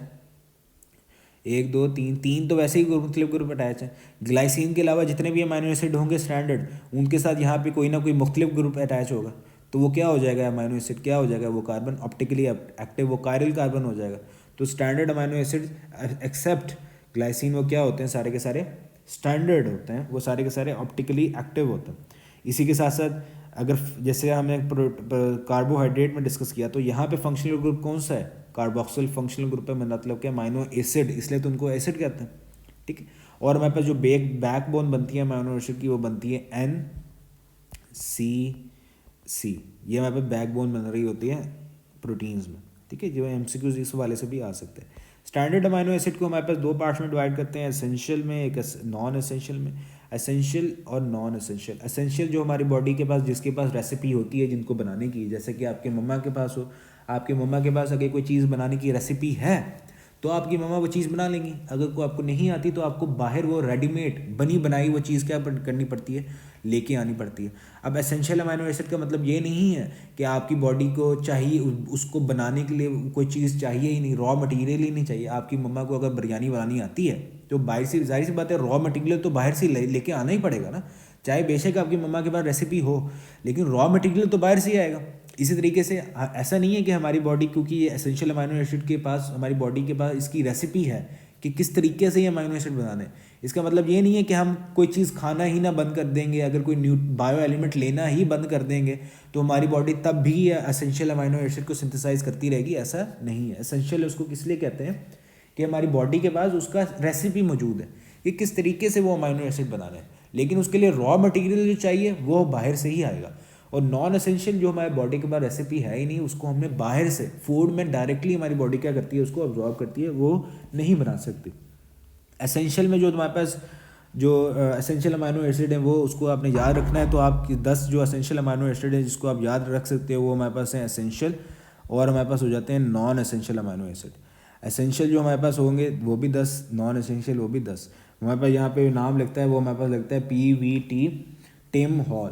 पी हमारे पास प्रोलीन, वेलिन, ट्रिप्टोफैन, हमारे पास थियोनीन, हमारे पास आइसोल्यूसिन, हमारे पास मेथ्यूनिन, हमारे पास H से हिस्टिडीन, हमारे पास A से आर्गिनिन, हमारे पास L से ल्यूसिन, राइट। तो ये वो सारे के सारे अमाइनो एसिड हैं जो कि हमारे पास होते हैं essential amino acid. Amino acid के बारे में कुछ और जो इंपॉर्टेंट बात है जो आप डिस्कस कर सकते हो वो कौन कौन सी है हमारे पास जो सल्फर कंटेनिंग अमाइनो एसिड होते हैं वो हमारे पास दो होते हैं, हमारे पास मेथ्यूनिन, हमारे पास सिस्टाइन अमाइनो एसिड। हमारे पास जो अमाइन वो एसिड मतलब कि वो वाले अमाइनो एसिड जिसमें इमाइन ग्रुप पाया जाए, इमाइन ग्रुप मतलब कि नाइट्रोजन के साथ डबल बॉन्ड। अब एक तो होता है ना अमाइनो ग्रुप जो कि हमारे पास नाइट्रोजन का सिंगल बॉन्ड होता है, एक हमारे पास होता है अमाइन ग्रुप जिसमें नाइट्रोजन का के साथ डबल बॉन्ड अटैच हो, वो वाले कौन से अमाइनो एसिड होते हैं, इमाइन अमाइनो एसिड। तो वो हमारे पास सिर्फ और सिर्फ एक ही एसेंशियल अमाइनो एसिड है, एक ही स्टैंडर्ड अमाइनो एसिड है जो कि इमाइन ग्रुप रखता है, जिसको इमाइनो एसिड कहते हैं। हमारे पास प्रोलीन है। और सेमी एसेंशियल अमाइनो एसिड हमारे पास दो होते हैं, इसको जो कि एसेंशियल भी होते हैं, नॉन एसेंशियल भी होते हैं। बेसिकली ये जो बच्चा होता है ना उसके अंदर ये आर्गिनिन या हिस्टाडीन जो अमाइनो एसिड है ना ये नहीं सिंथेसाइज हो सकते, तो इनको हम सेमी एसेंशियल कहते हैं। क्योंकि मीनिंग टू से इन फीटस जो एसेंशियल अमाइनो एसिड की तादाद होती है वो होती है 8 और नॉन एसेंशियल की तादाद होती है वो होती है 12। ठीक है। अच्छा, अमाइनो एसिड में एक और इम्पॉर्टेंट बात जो आपने याद रखनी है ना, वो आपने क्या याद रखनी है, वो आपने एक ही बात ये याद रखनी है कि अमाइनो एसिड में जो एसेंशियल बायो एलिमेंट्स होते हैं ना, अमाइनो एसिड में जो एसेंशियल बायो एलिमेंट्स होते हैं वो हमारे पास होते हैं कार्बन, हाइड्रोजन, ऑक्सीजन, नाइट्रोजन। जबकि एक प्रोटीन की जब भी सिंथेसिस होती है ना, एक प्रोटीन की जब भी सिंथेसिस होती है, जो सबसे पहला अमाइनो एसिड जो प्रोटीन सिंथेसिस में प्रोटीन चेन के साथ आके अटैच होता है वो सल्फर कंटेनिंग अमाइनो एसिड होता है। ठीक है। जब भी प्रोटीन की सिंथेसिस होती है यूकैरियोट्स में, तो पहला जो अमाइनो एसिड आके अटैच होता है वो होता है हमारे पास सल्फर कंटेनिंग। ठीक है। तो जिसकी वजह से अगर प्रोटीन की बात करूँ मैं, जो कि हमने आज सेशन में एमसीक्यूज वैसे ये डिस्कस किया था, फिर प्रोटीन जो एसेंशियल अमाइनो एसिड होते हैं वो कौन कौन से होते हैं हमारे पास, उसमें जो एसेंशियल अमाइनो एसिड में जो बायो एलिमेंट होते हैं उसमें एक सल्फर भी जो है वो ऐड हो जाता है। ठीक है। वो एक सल्फर भी क्या है, अटैच हो जाता है। तो फॉर प्रोटीन्स जो एसेंशियल बायो एलिमेंट्स होते हैं उनमें एक सल्फर भी जो होता है वो ज़रूरी होता है। ठीक है। दूसरा जो अमाइनो एसिड में जो आपने याद रखना है वो कौन कौन सी चीज़ें हैं जो आपने याद रखनी है। हाँ, नंबर 1 पहली बात जो ऊपर डिस्कस किया है ना, 2 सल्फर कंटेनिंग अमाइनो एसिड को हमने यहाँ पे 2 सल्फर कंटेनिंग अमाइनो एसिड को डिस्कस किया ना, यहाँ पे जो डाइसल्फाइड बॉन्ड बनाने में जो अमाइनो एसिड लगता है ना यहाँ पे, वो सिस्टाइन होता है। सिस्टीन या सिस्टाइन, ये हमारे पास सल्फर कंटेनिंग अमाइनो एसिड, ये डाइसल्फाइड बॉन्ड की फॉर्मेशन में हमारे पास ये वाला अमाइनो एसिड है जो पार्टिसिपेट कर रहा होता है। दूसरा, आपने प्रोटीन की जो पॉलीपेप्टाइड की चेन है वो हमेशा एक्सटेंड होती है कार्बोक्सिल एंड से। ठीक है। 2 एंड्स होते हैं ना प्रोटीन के, एक होता है कार्बोक्सिल, एक होता है अमाइन। तो फिर प्रोटीन की सिंथेसिस हमें जो एक पॉलीपेप्टाइड चेन की जो लेंथ में इजाफा होता है, जो इंक्रीज़ होती है, वो कार्बोक्सिल एंड से जो है वो चेन क्या हो रही होती है, इंक्रीज़ हो रही होती है। तो ये कुछ इंपॉर्टेंट बातें थी जो आपको पता होनी चाहिए। फिर आगे इंसुलिन की बात करते हैं। इंसुलिन के बारे में हमने डिस्कस किया, ये स्मॉलेस्ट प्रोटीन है, ये डायमेरिक है। स्मॉलेस्ट प्रोटीन जो हमारे पास होता है ना, पॉलीपेप्टाइड और प्रोटीन्स। पॉलीपेप्टाइड हम उनको कहते हैं जिनके 50 या 50 से कम जिन जो अमाइनो एसिड से मिलकर प्रोटीन बनी हो वो हमारे पास होती है पॉलीपेप्टाइड। जो 50 से ऊपर जब चले जाते हैं तो अमाइनो एसिड वो हम कह देते हैं उनको प्रोटीन। अब इंसुलिन 51 अमाइनो एसिड से मिली है तो इंसुलिन हमारे पास स्मॉलेस्ट प्रोटीन है। डायमेरिक का मतलब होता है इसके अंदर 2 चेन्स है। ठीक है। तो वो वाली चेन एक मोनोमेरिक होती है, एक हमारे पास डायमेरिक होती है, टेट्रामेरिक एक्सेट्रा। डायमेरिक इसका मतलब 2 चेन्स है। ठीक है। और इसके अंदर कितने, ऑफ कोर्स हमने डिस्कस किया था, 2 चेन्स हैं, एक चेन से एक बॉन्ड निकलेगा तो हमारे पास टोटल पेप्टाइड बॉन्ड है वो कितने बन जाएंगे हमारे पास, वो हमारे पास हो जाएंगे 49 पेप्टाइड बॉन्ड्स। और ये हमारे पास कौन सिंथेसाइज करता है, बीटा सेल और पेंक्रियाज। उसको हमने एंडोक्राइन सिस्टम में भी एंडोक्राइन सिस्टम में भी उसको डिस्कस किया था। प्रोटीन के स्ट्रक्चर के बारे में डिस्कस किया जाए ना, जो आपकी बुक में लिखा हुआ है, प्रोटीन के जब एक स्ट्रक्चर बन जाता है ना, आपने ये बात याद रखनी है, सारी की सारी प्रोटीन जो होती है ना उनका प्राइमरी स्ट्रक्चर होता ही होता है। प्राइमरी स्ट्रक्चर, प्रोटीन स्टार्ट ही प्राइमरी स्ट्रक्चर की जैसे करती है ना, तो मतलब कि हीमोग्लोबिन का कोई ना कोई प्राइमरी स्ट्रक्चर होगा। इसी तरीके से हमारे पास इंसुलिन का भी कोई ना कोई प्राइमरी स्ट्रक्चर होगा। इसी तरीके से ग्लोबुलिन का भी कोई ना कोई प्राइमरी स्ट्रक्चर होगा। सारी प्रोटीन का कोई ना कोई प्राइमरी स्ट्रक्चर होता ही होता है। ठीक है। अच्छा, बाद में जो है प्रोटीन्स जो है वो डिफरेंट फॉर्म में जो है कन्वर्ट हो जाती हैं, कोई टर्शियरी बन जाती है, कोई क्वाटरनरी, कोई सेकेंडरी स्ट्रक्चर को ही मेंटेन रखती है। आई डोंट नो ये ग्लिच कहाँ से आ रहा है बट स्टिल।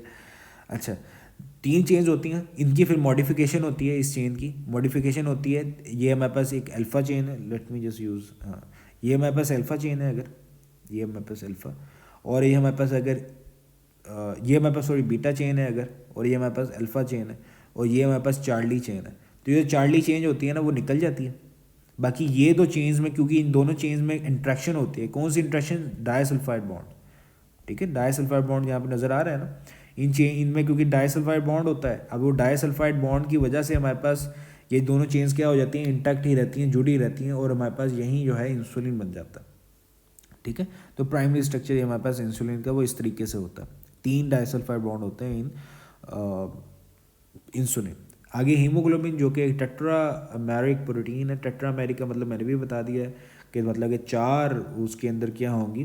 पॉलीपेप्टाइड चेंज होगी, 4 पॉलीपेप्टाइड चेन, ये हमारे पास। अच्छा, यहाँ पे आपने बात ये याद रखनी है, क्वेश्चंस जो आता है वो ये आता है कि आखिरकार किस तरीके से जो आयरन जो है कौन सा बॉन्ड बनाता है जब ऑक्सीजन के साथ वो बाइंड करता है। तो हमारे पास वो कौन सा है? Coordinate covalent bond. ये हमारे पास हमने डिस्कस किया ना, ये पूरा का पूरा एक प्रोस्थेटिक ग्रुप है, पूरा का पूरा। हमने ये इस पूरे प्रोस्थेटिक ग्रुप का क्या नाम देते हैं हम इसको? हीम प्रोस्थेटिक ग्रुप है ना, जो हमने एंजाइम वाले चैप्टर में इसको डिस्कस किया था, हीम प्रोस्थेटिक ग्रुप। अब ये हीम प्रोस्थेटिक ग्रुप में जो मेटल जो यूज़ हुआ है वो कौन सा है? आयरन, ठीक है। ये पूरा प्रोस्थेटिक ग्रुप है, और आयरन में और हीमोग्लोबिन में 4 इस तरह के हमारे पास ग्रुप्स जो हैं वो अटैच होते हैं, फिर हमारे पास जाके एक हीमोग्लोबिन बनते हैं, एक यहाँ पे अटैच है, एक यहाँ पे, राइट। 4 हमारे पास प्रोस्थेटिक ग्रुप्स हीमोग्लोबिन के साथ, और एक ये वाला आयरन जो है वो एक मॉलिक्यूल के ऑक्सीजन के साथ बाइंड करेगा, दूसरे वाला आयरन जो दूसरा प्रोस्थेटिक ग्रुप का होगा वो दूसरे प्रोटीन के साथ अटैच करेगा। इसी तरीके से हमारे पास जो तीसरे वाला होगा वो तीसरे ऑक्सीजन के मॉलिक्यूल्स के साथ अटैच करेगा, और इस तरीके से क्योंकि 4 प्रोस्थेटिक ग्रुप तो 4 ऑक्सीजन के साथ क्या कर सकती हैं? बाइंड कर सकते हैं। इनमें जो अमाइनो एसिड बनते हैं वो कितने होते हैं? 574 अमाइनो एसिड, और इसमें 4 चेन्स, हर चेन से एक एक बॉन्ड निकाल दो तो हमारे पास कितना बॉन्ड बन जाएगा? 570 पेप्टाइड बॉन्ड्स। ये हीमोग्लोबिन 3 जीन्स हैं जो बना रही होती हैं, एक होती है हीमोग्लोबिन A1, एक होती है हीमोग्लोबिन A2, एक होती है हीमोग्लोबिन B। हीमोग्लोबिन B की जो जीन होती है वो दोनों बीटा चेन्स को बना रही होती है, जबकि हीमोग्लोबिन A1 और A2 वाली जो जीन है जो कि हमारे पास अल्फा चेन ऑफ हीमोग्लोबिन को बना रही होती है। ये हीमोग्लोबिन कहाँ पे बनता है? ये हमारे पास बोन मैरो में बन रहा होता है। आगे हीमोग्लोबिन का हमारे पास एक टर्शरी, हीमोग्लोबिन का तो क्वाटर्नरी स्ट्रक्चर है। आपने बात ये याद रखनी है, क्वाटर्नरी और टर्शरी में ना पता है डिफरेंस क्या होता है? टर्शरी में सिर्फ एक पॉलीपेप्टाइड चेन होती है, क्वाटर्नरी में एक से ज़्यादा पॉलीपेप्टाइड चेन हो जाती है, ठीक है। टर्शरी में सिर्फ और सिर्फ एक पॉलीपेप्टाइड चेन, क्वाटर्नरी में एक से ज़्यादा पॉलीपेप्टाइड चेन हो जाती है। तो टर्शरी में जो हमने डिफरेंट जो डिस्कस किए थे बॉन्ड्स के, हमारे पास आयोनिक बॉन्ड भी होता है, हाइड्रोफोबिक इंट्रैक्शंस भी होती हैं, डाइसल्फाइड बॉन्ड भी होता है, हाइड्रोजन बॉन्ड भी होता है, और दूसरा हमारे पास जो डिस्कस किया था कि वो अमाइनो एसिड जो है हाइड्रोफिलिक के एंड वाले वो सरफेस में मौजूद होते हैं। अब ये देख लो, यहाँ पे हाइड्रोफिलिक हेड वाले जो भी अमाइनो एसिड है वो सरफेस में मौजूद है, जबकि मीनिंग टू से यहाँ पे तो 2D स्ट्रक्चर है तो इसलिए आपको ज़्यादा अच्छे तरीके से समझ नहीं आ रहा होगा, लेकिन जो इंटरनल स्ट्रक्चर है वो ये वाला है। वो इंटरनल स्ट्रक्चर में कौन से अमाइनो एसिड पाए जा रहे हैं? जिनका जो R ग्रुप है वो हाइड्रोफोबिक है, राइट। तो इसका ये मतलब हो गया। अच्छा, यहाँ पे एक और इम्पॉर्टेंट बात जो हमने डिस्कस की थी जो कि बच्चों को कन्फ्यूज़ करती है वो कौन सी थी? वो ये थी कि ये कहते हैं बच्चे कि सर इसमें पेप्टाइड बॉन्ड भी तो है, तो हम पेप्टाइड बॉन्ड को क्यों नहीं डिस्कस कर रहे होते? या क्वाटर्नरी स्ट्रक्चर में हम ये डिस्कस करते हैं कि क्वाटर्नरी स्ट्रक्चर को बनाने के लिए हमारे पास डाइसल्फाइड बॉन्ड जो है वो कोई रोल नहीं प्ले कर रहा होता। तो इस लाइन का क्या मतलब है? मतलब कि क्वाटर्नरी स्ट्रक्चर तो काफ़ी चेन्स, टर्शरी चेन से मिलने से ही बनेगा ना। टर्शरी चेन वाली जो स्ट्रक्चर्स होंगे, चेन्स होंगी, वहीं आपस में ओवरलैप करेंगी और वहीं क्वाटर्नरी स्ट्रक्चर बनाएंगी, ठीक है। तो अब टर्शरी स्ट्रक्चर में अगर डाइसल्फाइड बॉन्ड है तो क्वाटर्नरी में क्यों नहीं है?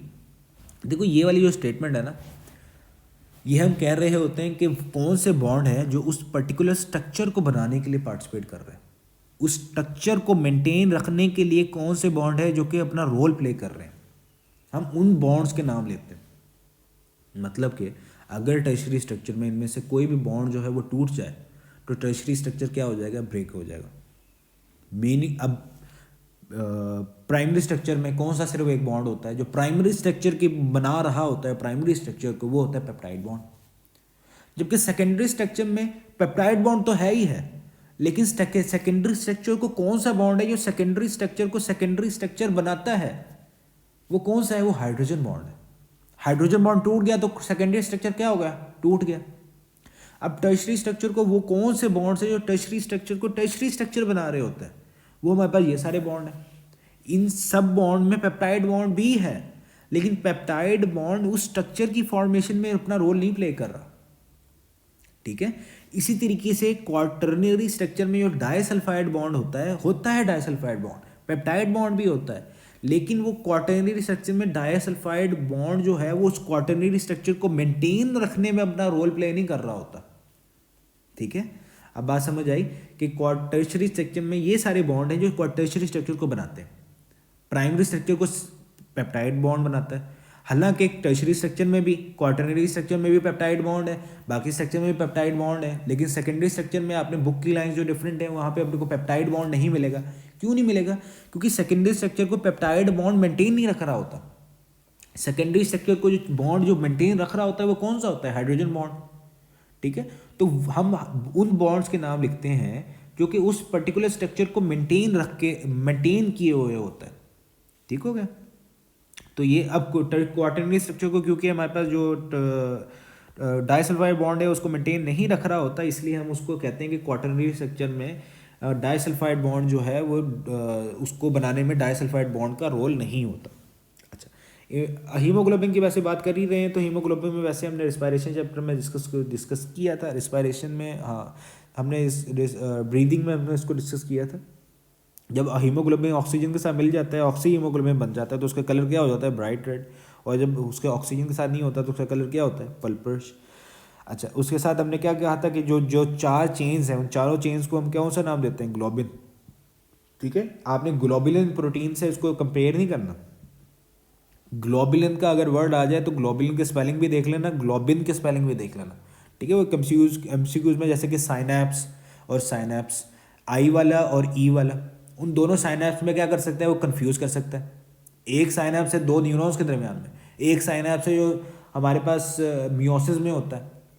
इसी तरीके से एक ग्लोबुलिन जो है वो प्रोटीन की टाइप है, दूसरा ग्लोबुलिन हमारे पास जो एक चेन को है हीमोग्लोबिन में या ग्लोबुलिन में, हीमोग्लोबिन में और मायोग्लोबिन में जो चेन होती है प्रोटीन को, उसको हम कहते हैं ग्लोबिन, ठीक है। हीमोग्लोबिन में 4 ग्लोबिन की चेन्स है, मायोग्लोबिन में 1 ग्लोबिन की चेन है। तो ये बातें आपने याद रखनी है। इसी तरीके से हमारे पास सिस्टाइन और सिस्टनीन अमाइनो एसिड, ठीक है।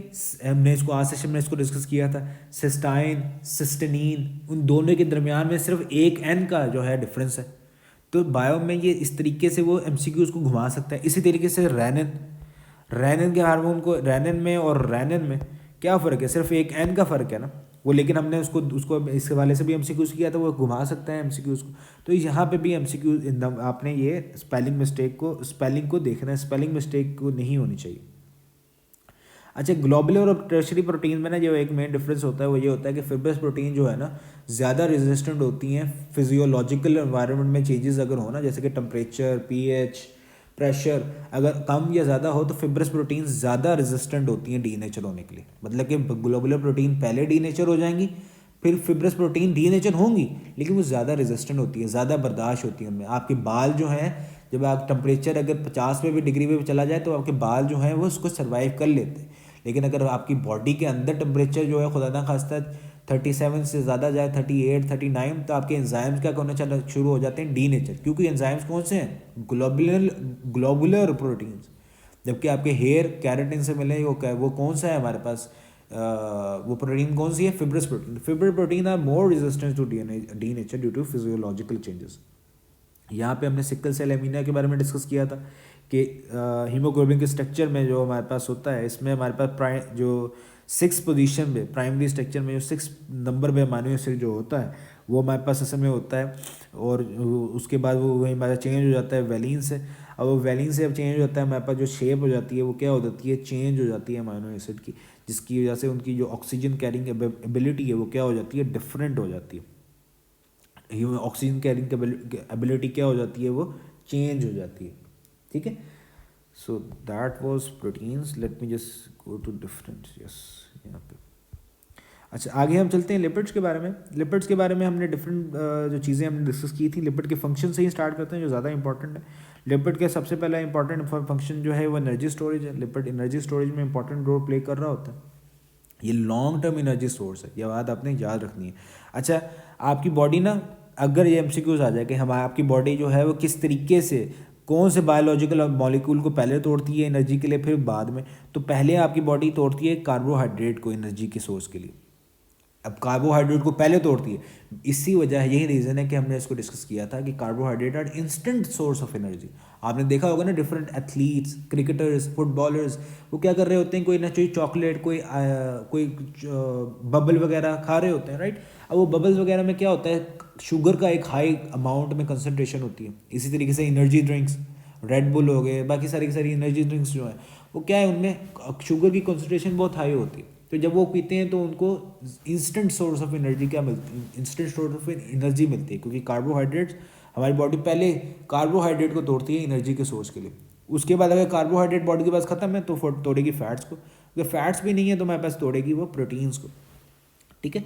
अब प्रोटीन्स में भी सबसे पहले वो तोड़ती है अपने जो ओल्ड ऑर्गेनल्स वगैरह होते हैं, पुराने माइटोकॉन्ड्रिया, पुराने वाइट ब्लड सेल्स, उसको तोड़ेगी और उससे एनर्जी हासिल करेगी, तो एनर्जी का सोर्स। दूसरा हमारे पास फैट्स की, हमारे पास जब मेटाबॉलिक करवाते हैं ना, फैट्स को तोड़ते हैं, फैट्स की हाइड्रोलिसिस करवाते हैं, तो फैट्स हमारे पास वाटर का भी सोर्स होता है, ठीक है। अब कंडेंसेशन में वाटर जो है वो कंडेंसेशन तो वैसे और हो गया, लेकिन फैट्स को जब मेटाबॉलिज्म करवाते हैं, मेटाबॉलिज्म करवाते हैं ना, तो फैट्स हमारे पास वाटर का सोर्स भी एक प्रोवाइड करता है, जो कि ए लेवल्स की बुक में लिखा हुआ था। और यही रीज़न है जो हमारे पास कैंगरू रैट्स होते हैं, वो अपनी पूरी की पूरी ज़िंदगी में वाटर नहीं पीते, लेकिन वो फैट्स को फैटी एसिड वाली जो लिपिड्स वाली जो खुराक होती है उसको ज़्यादा कंज्यूम करते हैं, और वो आप उनकी बॉडी क्या करती है, उनकी मेटाबॉलिज्म से वाटर को क्या करती है, वाटर को हासिल करती है, ठीक है। तो फैट्स सोर्स ऑफ वाटर भी है। दूसरा, हमने सेकंड ईयर में थर्मो रेगुलेशन में मैमल्स में डिस्कस किया था कि हमारे पास जो ब्राउन फैट्स हैं कुछ मैमल्स में, वो हीट का रैपिड हीट की प्रोडक्शन में भी क्या कर रहे होते हैं, अपना रोल प्ले कर रहे होते हैं। जब आपका बॉडी का टेम्परेचर जो है वो नीचे जा रहा है, आपको शिवरिंग हो रही है, नॉन शिवरिंग और नॉन शिवरिंग मैकेनिज्म को हमने डिस्कस किया था थर्मो रेगुलेशन में, ठीक है। तो उसमें ब्राउन फैट्स को भी हमने डिस्कस किया था कि ब्राउन फैट आपको हीट की इन रैपिड सप्लाई ऑफ हीट की प्रोडक्शन में रोल प्ले कर रहे होते हैं अपना। फिर हमारे पास स्ट्रक्चरल रोल में सेल मेम्ब्रेन में फॉस्फोलिपिड्स, कोलेस्ट्रॉल्स वगैरह जो है अपना रोल जो है इंपॉर्टेंट रोल प्ले कर रहे होते हैं यहाँ पे, और यही जो है सेल की फ्लूइडिटी को भी मेंटेन रख रहे होते हैं। अगेन थर्मो रेगुलेशन में हमने डिस्कस किया था कि हमारे पास प्लांट जो है जब टेम्परेचर जो है ड्रॉप करता है, टेम्परेचर जो है वो कोल्ड साइड में जाता है, तो प्लांट के सेल वॉल में या किसी भी एक एनिमल के सेल वॉल में, वहाँ पे तो हमने वैसे प्लांट की सिर्फ एग्जांपल दी थी, क्रिस्टल्स की फॉर्मेशन जो है वो स्टार्ट हो जाती है। अब इस क्रिस्टल की फॉर्मेशन को प्रिवेंट करने के लिए क्या सेल करता है, अपने अंदर अनसैचुरेटेड फैटी एसिड की कंसंट्रेशन को क्या कर लेता है, ज़्यादा कर लेता है सेल मेम्ब्रेन में, ताकि सेल की फ्लूइडिटी क्या हो सके, इंक्रीज हो सके और सेल क्या कर सके, सर्वाइव कर सके। क्रिस्टल फॉर्मेशन ऑफ कोर्स होगी। इसको आप आसानी तरीके से हमने ये याद किया था कि वो क्या कहा था, हमने कहा था, जैसे कि आसान में आप केमिस्ट्री में सेकंड ईयर में हाइड्रोकार्बन में हमने डिस्कस किया था, हमने कहा था कि जो घी होता है वो क्या होता है, सैचुरेटेड, और ऑयल होता है वो क्या होता है, अनसैचुरेटेड। अब घी जो है वो क्या है, सॉलिड। अब घी की फ्लूइडिटी ज़्यादा होगी या फिर तो ऑयल जो लिक्विड है उसकी फ्लूइडिटी ज़्यादा होगी, जाहिर सी बात है ऑयल की। अब ऑयल क्या है, अनसैचुरेटेड। अब अनसैचुरेटेड जो है, अब यहाँ से आप याद रख लो कि unsaturated fatty acid cell membrane में ज़्यादा होंगे तो फ्लूइडिटी सेल मेम्ब्रेन की क्या होगी, ज़्यादा होगी। तो ये हमने सेकंड ईयर में इसको डिस्कस किया था। आगे वही लिपिड जो है हमारे पास इंसुलेशन और प्रोटेक्शन भी प्रोवाइड कर रहे होते हैं, हमारे पास थर्मो रेगुलेशन में एक इंपॉर्टेंट रोल प्ले कर रहे होते हैं। इसी तरीके से जो मैरीन मैमल्स है उसमें ब्लबर होता है, इसको भी हमने थर्मो रेगुलेशन में डिस्कस किया था, ये हमारे पास ए लेवल्स की बुक में भी मेंशन है। तो वो भी क्या कर रहा होता है, थर्मो रेगुलेशन में अपना इंपॉर्टेंट रोल प्ले कर रहा होता है। इसी तरीके से कुशनिंग में भी जो हमारे पास किडनीज या हार्ट वगैरह हैं उसमें हमारे पास इंपॉर्टेंट रोल ये प्ले कर रहे होते हैं। हार्मोन प्रोडक्शन में स्टेरॉयड हार्मोन्स हमारे पास जो होते हैं, स्टेरॉयड्स हम कहते हैं वो वाले सारे के सारे कंपाउंड जिसमें स्टेरॉयड न्यूक्लियस पाया जाए, ठीक है। वो सारे के सारे कंपाउंड जिसमें स्टेरॉयड न्यूक्लियस पाया जाए उनको कहते हैं हम स्टेरॉयड, या उनको स्टेरॉयड्स कहते हैं, ठीक है। अब स्टेरॉयड न्यूक्लियस किन किन सब्सटेंस में पाया जाता है, जो कि हमने सिलेबस में पढ़ चुके हैं, वो हमारे पास बाइल सॉल्ट्स में भी पाया जाता है, विटामिन डी में भी। अब विटामिन डी के बारे से हमने कहाँ पे डिस्कस किया था, विटामिन डी के बारे में हमने इसको डिस्कस किया था स्पोर्ट एंड मूवमेंट में, रिकेट्स की कंडीशन कि विटामिन डी की कमी हो तो आपको क्या हो जाती है, आपकी बोन डीफॉर्म हो जाती है, रिकेट्स की कंडीशन। बाइल सॉल्ट्स को हमने डिस्कस किया था बाइल एसिड से रिलेटेड। फिर हमने कोलेस्ट्रॉल को हमने डिस्कस किया था, कोलेस्ट्रॉल को हमने कहा था कि लिवर से सिंथेसाइज होता है, और अगर इसमें कोलेस्ट्रॉल की बॉडी में कंसंट्रेशन ज़्यादा हो जाए तो हमारे पास आर्थरियोक्लेरोसिस की कंडीशन जो है वो ज़्यादा चांसेस होते हैं वो ज़्यादा हो जाए, मतलब कि ब्लड वेसल में कोलेस्ट्रॉल क्या हो जाए, जमा होना स्टार्ट हो जाए, जिसकी वजह से ब्लड की वॉल्स क्या होना स्टार्ट हो जाती हैं, थिक होना स्टार्ट हो जाती हैं, ठीक है। और हमारे पास ब्लड प्रेशर क्या होना स्टार्ट हो जाता है, ज़्यादा होना स्टार्ट हो जाता है। इसको हमने ट्रांसपोर्ट वाले चैप्टर में डिस्कस किया था। स्टेरॉयड हार्मोन्स को हमने डिस्कस किया था रिप्रोडक्टिव चैप्टर में, एंडोक्राइन सिस्टम में भी हमने डिफरेंट स्टेरॉयड हार्मोन के बारे में हमने पढ़ा था। हमारे पास टेस्टोस्टेरोन था, हमारे पास प्रोजेस्टेरोन था, हमारे पास ईस्ट्रोजन था, हमारे पास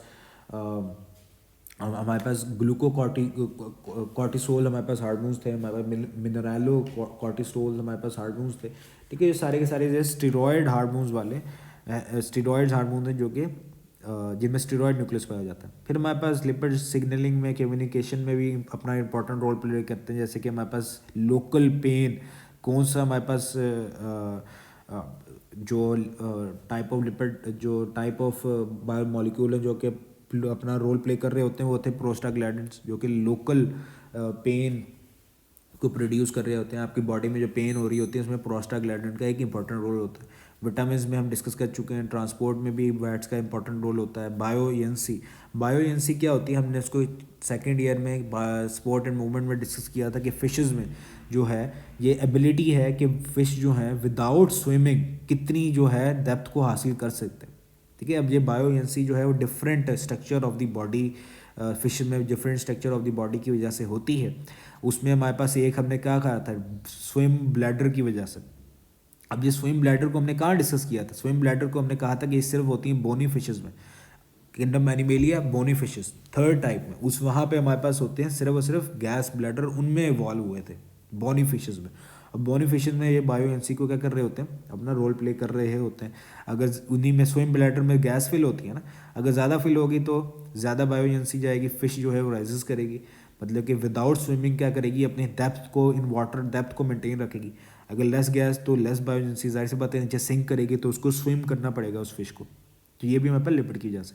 फिर वाटर प्रूफिंग, लिपिड्स यहाँ पे इंपॉर्टेंट बात याद रखनी है कि लिपिड हमारे पास पॉलीमर नहीं होते। लिपिड्स को हम पॉलीमर की कंडीशन में सिर्फ और सिर्फ रखते हैं टर्पिनॉइड्स को, टर्पिनॉइड्स हमारे पास सिर्फ लिपिड्स होते हैं। न्यूक्लिक एसिड की बात की जाए, न्यूक्लिक एसिड के बारे में अब हमारे पास जो 2024 में एमकैट हुआ था उसमें उसने क्रोमोसोम्स के बारे में आई थिंक एमसीक्यूज पूछा था ना, तो यहाँ पे जो तो वो आउट ऑफ सिलेबस था आई थिंक, यस ना। अच्छा, अब यहाँ पे मैंने डिफरेंट जो साइंटिस्ट हैं उनके नाम जो है मैंने लिख दिए, ताकि अगर वो पूछता भी है इसके हवाले से, of course is not in syllabus, लेकिन अगर पूछ भी सकता है तो आपको एटलीस्ट ये साइंटिस्ट के जो नाम है रट्टा ही होता है सारा, ये पता होने चाहिए। न्यूक्लियोटाइड्स की डिस्कवरी किसने की थी, मिशेल ने। उसने फिश में स्पर्म सेल्स में उसकी की थी डिस्कवरी न्यूक्लिक एसिड की, उसने उसको नाम दिए थे न्यूक्लियन का। सेकेंड ईयर की book, chapter number I think कौन सा है, चैप्टर नंबर 20 है या 21 है, आई थिंक 20 है। क्रोमोसोम को बल्कि किसने डिस्कवर किया था, वॉल्टर फ्लेमिंग ने। आई थिंक यही वाला एमसीक्यूज आया था 2024 में। फिर हमारे पास सेंट्रल लॉ, ये किसने सजेस्ट किया था कि क्रोमोसोम हेरिडेटरी फंक्शन रखते हैं, तो हमारे पास वो था कार्ल कॉलिन्स। फिर पहली थ्योरी किसने दी थी इस बारे में, वो था वॉल्टर सेटन। फिर acidic nature of nucleic acid किसने दी थी, कोसेल ने। नेम्स न्यूक्लिक एसिड किसने दिया था, रिचर्ड ने। हमारे पास केमिकल कॉम्बिनेशन और कंपोजिशन ऑफ बेसिक नेचर किसने बताई थी, हमारे पास पीएल लेविन ने। अच्छा, इसने क्या कहा था हमारे पास कि न्यूक्लिक एसिड में हमारे पास एक शुगर होती है पेंटोज शुगर, जो कि राइबोज भी हो सकती है, डीऑक्सी राइबोज भी हो सकती है। इसने ये कहा था एक हमारे पास फॉस्फेट ग्रुप होता है, उसने ये कहा था कि हमारे पास एक नाइट्रोजिनस बेस होते हैं, जो कि हमारे पास एडिनिन भी हो सकती है, गुआनिन भी हो सकती है, साइटोसिन, थायोमीन, या फिर तो वो क्या हो सकती है, अगर आरएनए की बात है तो वो यूरासिल हो सकती है। ये हमारे पास कौन से दी थी, पीए लेविन ने। फिर हेरिडेटरी नेचर, जो कि ट्रांसफॉर्मिंग प्रिंसिपल के नाम से हमने इंपॉर्टेंट लॉन्ग किया था, वो कौन से थे हमारे पास, ये 3 साइंटिस्ट। जो बैक्टीरियो फेज के बारे में हमने डिस्कस किया था ना। अच्छा, फिर जेनेटिक मटेरियल में जो उसका एक एविडेंस दिया था वो इन्होंने दिया था। फिर डबल हेलिकल स्ट्रक्चर में दो एक्सपेरिमेंट थे जो हमने इम्पॉर्टेंट थे, जो कि एक हुआ था 1952 में, डेट इसकी इंपॉर्टेंट है याद रखना, एक हुआ था 1953 में। 1952 में एक ख़वातीन, 1952 तक सिर्फ एक ही फीमेल थी, ठीक है, जो कि हमारे पास फ्रैंकलिन थी। उन्होंने सिर्फ और सिर्फ 1952 तक सिर्फ वो ही एक खातून थी जिन्होंने डीएनए पर एक इम्पॉर्टेंट रोल जो है अपना प्ले किया था। और 1952 तक बाकी सारे के सारे क्या थे, मर्द हजरात ही थे। या कोई फेमिनिस्ट आके ये ना कहना स्टार्ट कर दे मैं तारीफ़ कर रहा हूँ। अच्छा, 1953 में फिर हमारे पास वॉल्टसन एंड क्रिक। अच्छा, 1952 में जो फ्रैंकलिन ने दिया था ना, वो एक्स्ट्रा मॉडल दिया था, उन्होंने वहाँ पे उसके बारे में डीएनए के डायामीटर के बारे में, डीएनए की जो ग्रूव्स होते हैं, मेजर ग्रूव माइनर ग्रूव, उनमें जो डिस्टेंस होता है, उन्होंने जो दो बेसिस के दरम्यान में डिस्टेंस होता है, ये उन्होंने बताया था। उन्होंने कहा था कि डीएनए जो होता है डबल हेलिक होता है, लेकिन उन्होंने ज़्यादा जो डिटेल में नहीं दिया था। फिर अगले साल भी जो हमारे पास स्केल मॉडल ऑफ डीएनए दिया था, वो किसने दिया था, और इन दोनों को हमारे पास इसी वजह से नोबेल प्राइज़ भी मिला था। इन्होंने डिटेल्स और एक मेजर स्ट्रक्चर ऑफ डीएनए वो क्या प्रपोज किया था, जिसकी वजह से उन्हें नोबेल प्राइज़ मिला था। फिर डीएनए में हमने डिस्कस किया था न्यूक्लियोसाइड को। न्यूक्लियोसाइड हमारे पास मतलब कि बेस और शुगर, न्यूक्लियोटाइड जिसके साथ हमारे पास एक फॉस्फेट ग्रुप भी अटैच हो जाए। न्यूक्लियोटाइड में हमारे पास जो डाई न्यूक्लियोटाइड है, मतलब कि दो न्यूक्लियोटाइड से जो मिलकर बने हुए हैं, वो हमारे पास कौन से थे, वो हमारे पास थे एक नैड और एक हमारे पास था फैट। नैड के हमारे पास निकोटीनामाइन एडेनिन डाई न्यूक्लियोटाइड, और हमारे पास कौन सा था, फ्लेमिन एडेनिन डाई न्यूक्लियोटाइड। अब ये दोनों की जो कौन से अब ये दोनों है हमारे पास कोएंजाइम्स है ना। अच्छा, कोएंजाइम्स के बारे में हमने डिस्कस किया था, ये कहाँ से डिराइव होते हैं, ये हमारे पास डिराइव होते हैं विटामिन से, ठीक है। तो विटामिन से आपने ये बात याद रखनी है कि कौन कौन से विटामिन से ये दोनों डिराइव होते हैं। नैड जो है विटामिन B3 से, और फैट जो है विटामिन B2 से। आगे हम चलते हैं डीएनए के स्ट्रक्चर के बारे में। डीएनए के स्ट्रक्चर के बारे में कुछ जो इम्पोर्टेंट बातें हैं जी, जो आपको पता होनी चाहिए, वो कौन कौन सी। ऑफकोर्स पेंटोज शुगर में हम कर रहे हैं, अगर हम डीएनए की बात कर रहे हैं तो हम कौन सा इस्तेमाल करेंगे, राइबोस, डीऑक्सीराइबोस, मतलब कि कार्बन नंबर 2 पे ऑक्सीजन एक रिमूव होगी। अगर हम राइबोस की बात कर रहे हैं आरएनए की, तो हमारे पास राइबोस को शुगर को हम यूज़ करेंगे, राइबोस पेंटोज शुगर। इसमें जो डिफरेंट कार्बन है उन सबकी अपनी अपनी इंपॉर्टेंट है। कार्बन नंबर 1 जो है, अगेन ये हमारे पास एल्डो शुगर है, तो राइट साइड पे हम नंबरिंग स्टार्ट करेंगे। हमारे पास जो कार्बन नंबर 1 है वो इंपॉर्टेंट क्यों है, क्योंकि ये हमारे पास बॉन्ड बनाता है हमारे पास नाइट्रोजनस बेस के साथ, ठीक है। और ये वाला बॉन्ड होता है एन टाइप ग्लाइकोसिडिक लिंकेज, क्योंकि नाइट्रोजन के साथ मिलता है। अच्छा, यहाँ पे तो है हमारे पास सिंगल रिंग वाला।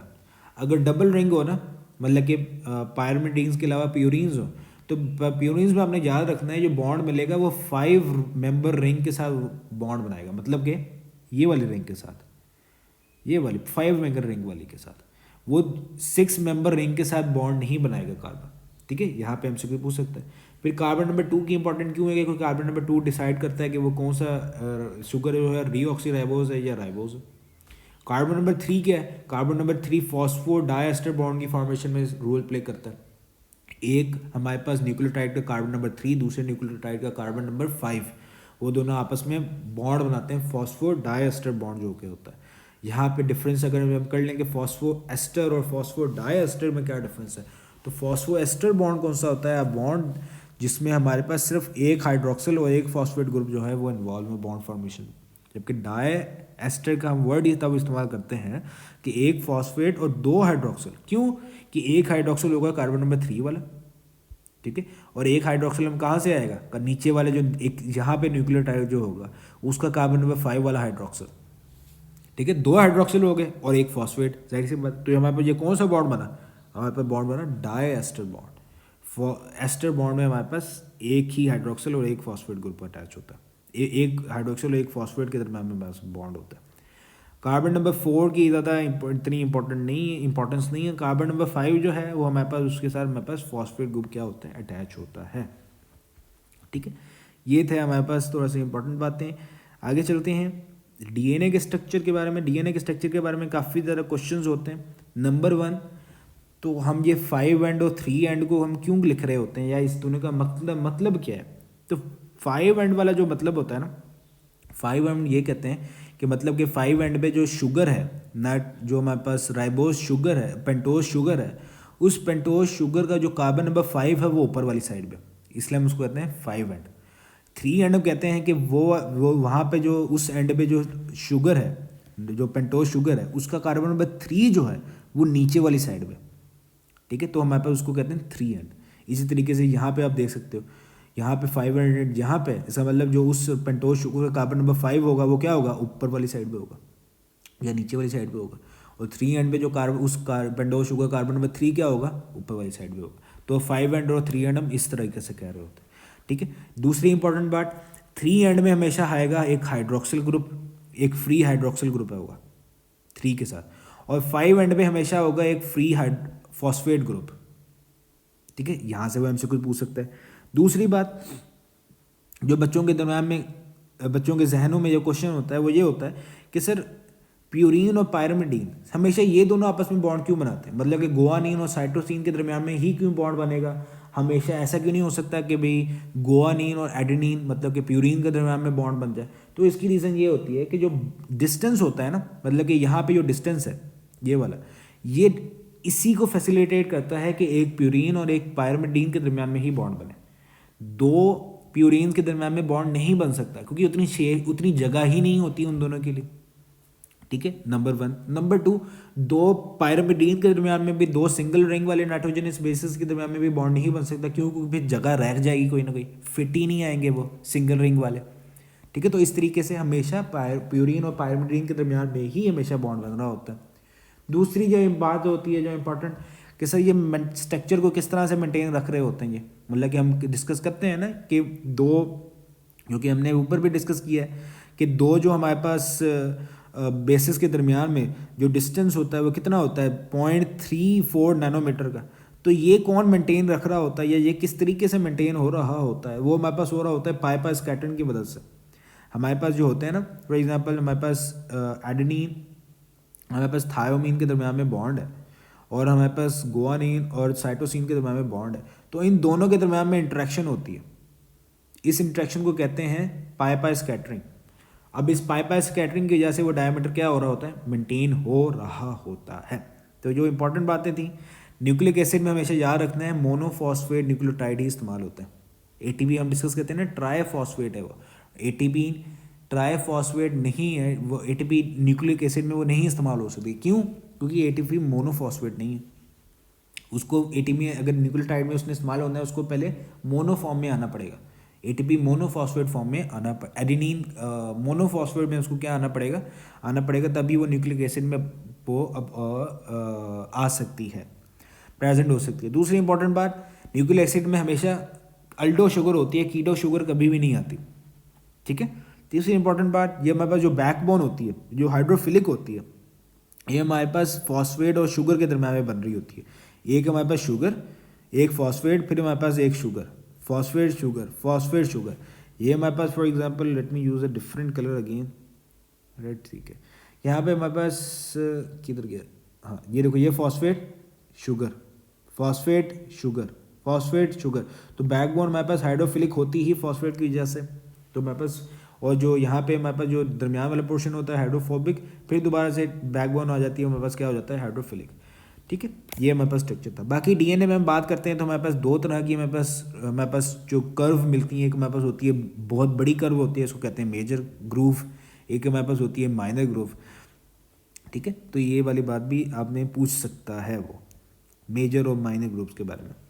बाकी न्यूक्लिक एसिड हाइड्रोफिलिक, ठीक है, न्यूक्लिक एसिड हमारे पास क्या है, हाइड्रोफिलिक।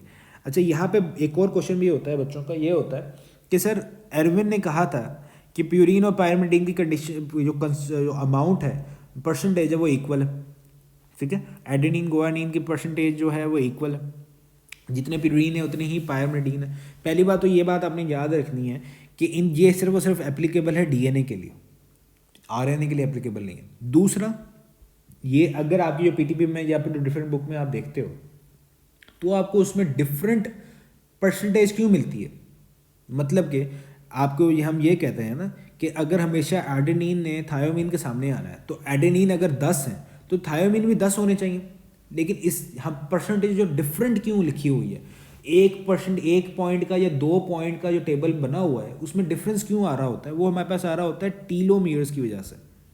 टीलोमेर्स हमारे पास, जब हम क्रोमोसोम का स्ट्रक्चर देखते हैं ना, क्रोमोसोम का स्ट्रक्चर, तो हमारे पास कुछ एंड्स होते हैं जो कि नॉन कोडिंग होते हैं, और वो नॉन कोडिंग होते हैं जो सिर्फ और सिर्फ प्रोटेक्शन का काम कर रहे होते हैं ताकि जो है वो क्रोमोसोम प्रोटेक्ट रहे, और वो होते हैं हमारे पास अनपेयर्ड।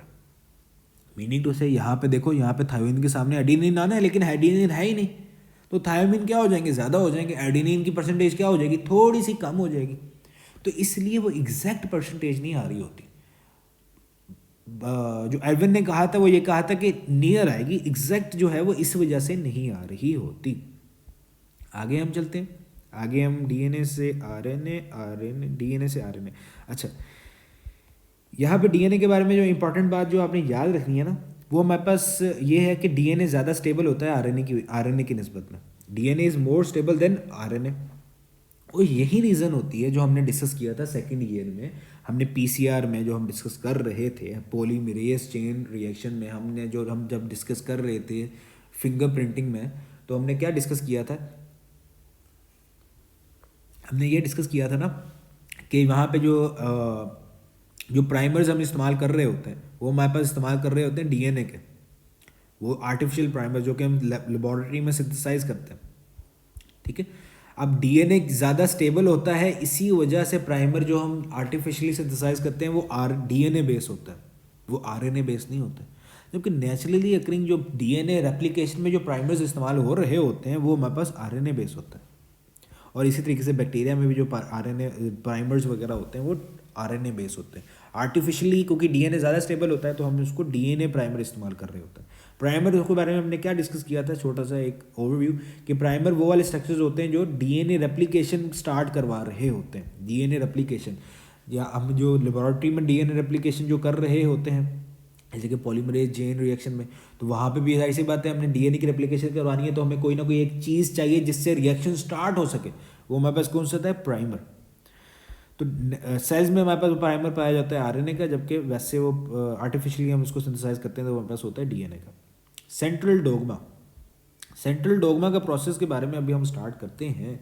सेंट्रल डोगमा के प्रोसेस के बारे में ना एक जो इम्पोर्टेंट बात है वो आपने याद रखनी है, जो आरएनए को हम स्टडी कर रहे होते हैं ना, आरएनए के बारे में, तीनों टाइप ऑफ आरएनए, उन तीनों टाइप ऑफ आरएनए को हम in term of protein synthesis, मतलब कि सेंट्रल डोगमा के प्रोसेस के हिसाब से हम उसको स्टडी कर रहे होते हैं कि प्रोटीन सिंथेसिस में उनका क्या रोल है, ठीक है। अब ये सेंट्रल डोगमा का प्रोसेस किसने प्रपोज किया था, पता होना चाहिए, फ्रांसिस क्रिक ने। अब सेंट्रल डोगमा के प्रोसेस में दो प्रोसेस जो आते हैं, रेप्लिकेशन का भी होता है लेकिन उसको हम डिस्कस नहीं कर रहे, हमारे पास ट्रांसक्रिप्शन का होता है और कौन सा होता है, हमारे पास ट्रांसलेशन का होता है। ट्रांसक्रिप्शन में हमारे पास क्या होता है, हमारे पास डीएनए का कोड जो है वो कॉपी होता है, हमारे पास एमआरएनए की सिंथेसिस होती है इन द न्यूक्लियस, फिर एमआरएनए हमारे पास बाहर निकलता है, साइटोप्लाज्म में आ जाता है। यहाँ पे एक इंपॉर्टेंट बात जो कि आपको पता होनी चाहिए, फॉर एग्जांपल हमारे पास डीएनए में सीक्वेंस है ये वाला, ठीक है। अब पहली बात तो ये कि जो आरएनए सिंथेसाइज होगा वो इसके एंटी पैरेलल होगा, मतलब कि यहाँ पे 3 एंड है, यहाँ पे क्या होगा 5 एंड, यहाँ पे 5 एंड है, यहाँ पे क्या होगा 3 एंड, ठीक है। नंबर 1 एंटी पैरेलल होगा। नंबर 2 इसके कॉम्प्लीमेंट्री होगा, मतलब कि यहाँ पे थायोमिन है, इसका मतलब ये नहीं है कि डीएनए कॉपी होना है तो यहाँ पे भी थायोमिन आएगा, नहीं। कॉम्प्लीमेंट्री का मतलब है इसके ऑपोजिट, थायोमिन के सामने कौन अटैच होता है, एडेनिन, तो एडेनिन आएगा। अब एडेनिन के सामने क्या अटैच होना है, थायोमिन, लेकिन नहीं, यहाँ पे गलती हो जाएगी। क्यों, क्योंकि हम आरएनए सिंथेसाइज कर रहे हैं, आरएनए में थायोमिन नहीं होता, क्या होता है यूरासिल, तो यूरासिल आएगा। साइटोसिन के कॉम्प्लीमेंट्री कौन सा नाइट्रोजनस बेस ने अटैच होना है, गोआनिन है तो गोआनिन आ जाएगा। तो इस तरीके से कॉम्प्लीमेंट्री क्या होगा, रेप्लिकेशन होगी। दूसरी इंपॉर्टेंट बात सेकेंड ईयर में हमने डिस्कस की थी, आई थिंक चैप्टर नंबर 22 में या 21 में या 20 में, तीनों चैप्टर में से जैसे यहाँ पे भी हमने डिस्कस की थी, वो थी post transcriptional modification. Post transcriptional modification of mRNA, basically जब एमआरएनए साइटोप्लाज्म में जाना है ना, तो साइटोप्लाज्म में ऑफ कोर्स वेस्ट भी मौजूद हैं, एंजाइम्स भी मौजूद हैं, डिफरेंट सब्सटेंसेस मौजूद हैं, न्यूट्रिएंट्स मौजूद हैं, तो एमआरएनए जो है वो डैमेज हो सकता है, जो मैसेज है वो डैमेज हो सकता है। जब बारिश हो रही है, बारिश जब हो रही होती है, आपकी मम्मा भेजें कि बेटा जाओ बाज़ार जाके दुकान जाके ये चीज़ लेके आओ, और आपकी बारिश हो रही हो और आपकी मम्मा जो है जिस पेज के ऊपर मम्मा ने आपको लिख के दिया हो कि बेटा ये चीज़ें लेके आनी है, तो आप उसको प्रोटेक्ट करके, अगर बारिश हो रही है तो उसको शापर में डाल लोगे। अपना फ़ोन जो है, जैसे कि आपने अपने बड़ों को देखा होगा ना, अगर बाइक में वो जा रहे हों और बारिश हो जाए तो अपना फ़ोन निकालते हैं, उसको शापर में प्रोटेक्ट करके अपनी जेब में डाल लेते हैं, तो अगर वो खुद भी गीले हो जाएं लेकिन फ़ोन गीला ना हो, पैसे भी इस तरीके से गीले ना हो। तो mRNA जाना है तो mRNA का जो है प्रोटेक्शन प्रोवाइड करनी है mRNA को, कि mRNA जो है डैमेज ना हो, आपका फ़ोन जो है, आपका पैसे जो हैं वो गीले ना हो। तो उसके लिए मॉडिफिकेशन होती है, उसको कहते हैं पोस्ट ट्रांसक्रिप्शनल मॉडिफिकेशन। एक हमने कहा था कि कैप आके अटैच होती है, फिर हमारे पास कुछ नाइट्रोजनस बेसिस आके अटैच होती हैं दूसरे एंड में, फिर हमारे पास स्प्लाइसिंग का प्रोसेस होता है। स्प्लाइसिंग का प्रोसेस हम कहते हैं, जो कि हमारे पास ऑफकोर्स जो डीएनए कॉपी होता है ना मैसेज डीएनए से आरएनए में, उनमें कुछ ऐसे हमारे पास स्ट्रक्चर्स होते हैं, बेसिस होती हैं जो प्रोटीन सिंथेसिस में नहीं पार्टिसिपेट कर रहे होते, उनको हम कहते हैं इंट्रॉन्स, नॉन कोडिंग सीक्वेंसेस। और एक्सॉन्स वो जो डीएनए प्रोटीन की सिंथेसिस के लिए जो है अपना मैसेज लेके आ रहे होते हैं। तो जो स्प्लाइसिंग के प्रोसेस में जो इंट्रॉन्स होते हैं वो क्या हो जाते हैं, निकल जाते हैं, नॉन कोडिंग जो सीक्वेंसेस होते हैं निकल जाते हैं। ये हमारे पास अब mRNA की मॉडिफिकेशन भी होगी। फिर mRNA जाता है भाई साहब हमारे पास अपनी दुकान वाले के पास। आप बारिश हो रही थी, आपने प्रोटेक्शन ली, आप गए बाज़ार, किराने पे पहुंच गए। अच्छा, यहाँ पे एक पॉइंट वैसे हमने छोड़ दिया, आप दुकान तक पहुंच गए हो, दुकान पे अब रश है, तो पहले किसी और को लेने दो, तब तक हम किसी और जो दूसरी बात है उसको हम डिस्कस कर लेते हैं, ठीक है। अच्छा, रिवर्स ट्रांसक्रिप्टेज जो कि हमने कहाँ पे डिस्कस किया था, HIV में। अब रिवर्स ट्रांसक्रिप्टेज का यहाँ पे कौन सब समझ लो, ट्रांसक्रिप्शन ने होना होता है, DNA से RNA बनना होता है, रिवर्स इसका उल्टा हो जाएगा, मतलब कि RNA से क्या बने, DNA। तो वो वाले एंजाइम्स जो कि RNA से DNA बनाए वो कौन से होंगे, रिवर्स ट्रांसक्रिप्टेज, ठीक है। और वो वाले जो DNA से RNA बनाए वो कौन से होंगे, ट्रांसक्रिप्टेज। और रिवर्स ट्रांसक्रिप्टेज हमारे पास बैक्टीरिया में पाए जाते हैं, जैसे कि HIV में हमने डिस्कस किया था। अच्छा जी, अब आपके दुकान पे आप पहुँचे हुए हो, आपसे पहले जो बंदे थे भाई साहब उन्होंने चीज़ ले ली है अपनी, अब वो जा रहे हैं, अब आपकी बारी आ गई। अब राइबोसोम के पास आपके पास कोड लेके आपने उसको दुकान वाले को पर्ची दोगे, दुकान वाला है हमारे पास राइबोसोम को आप पर्ची दोगे कि भाई ये वाली प्रोटीन है, इसको बनाना है।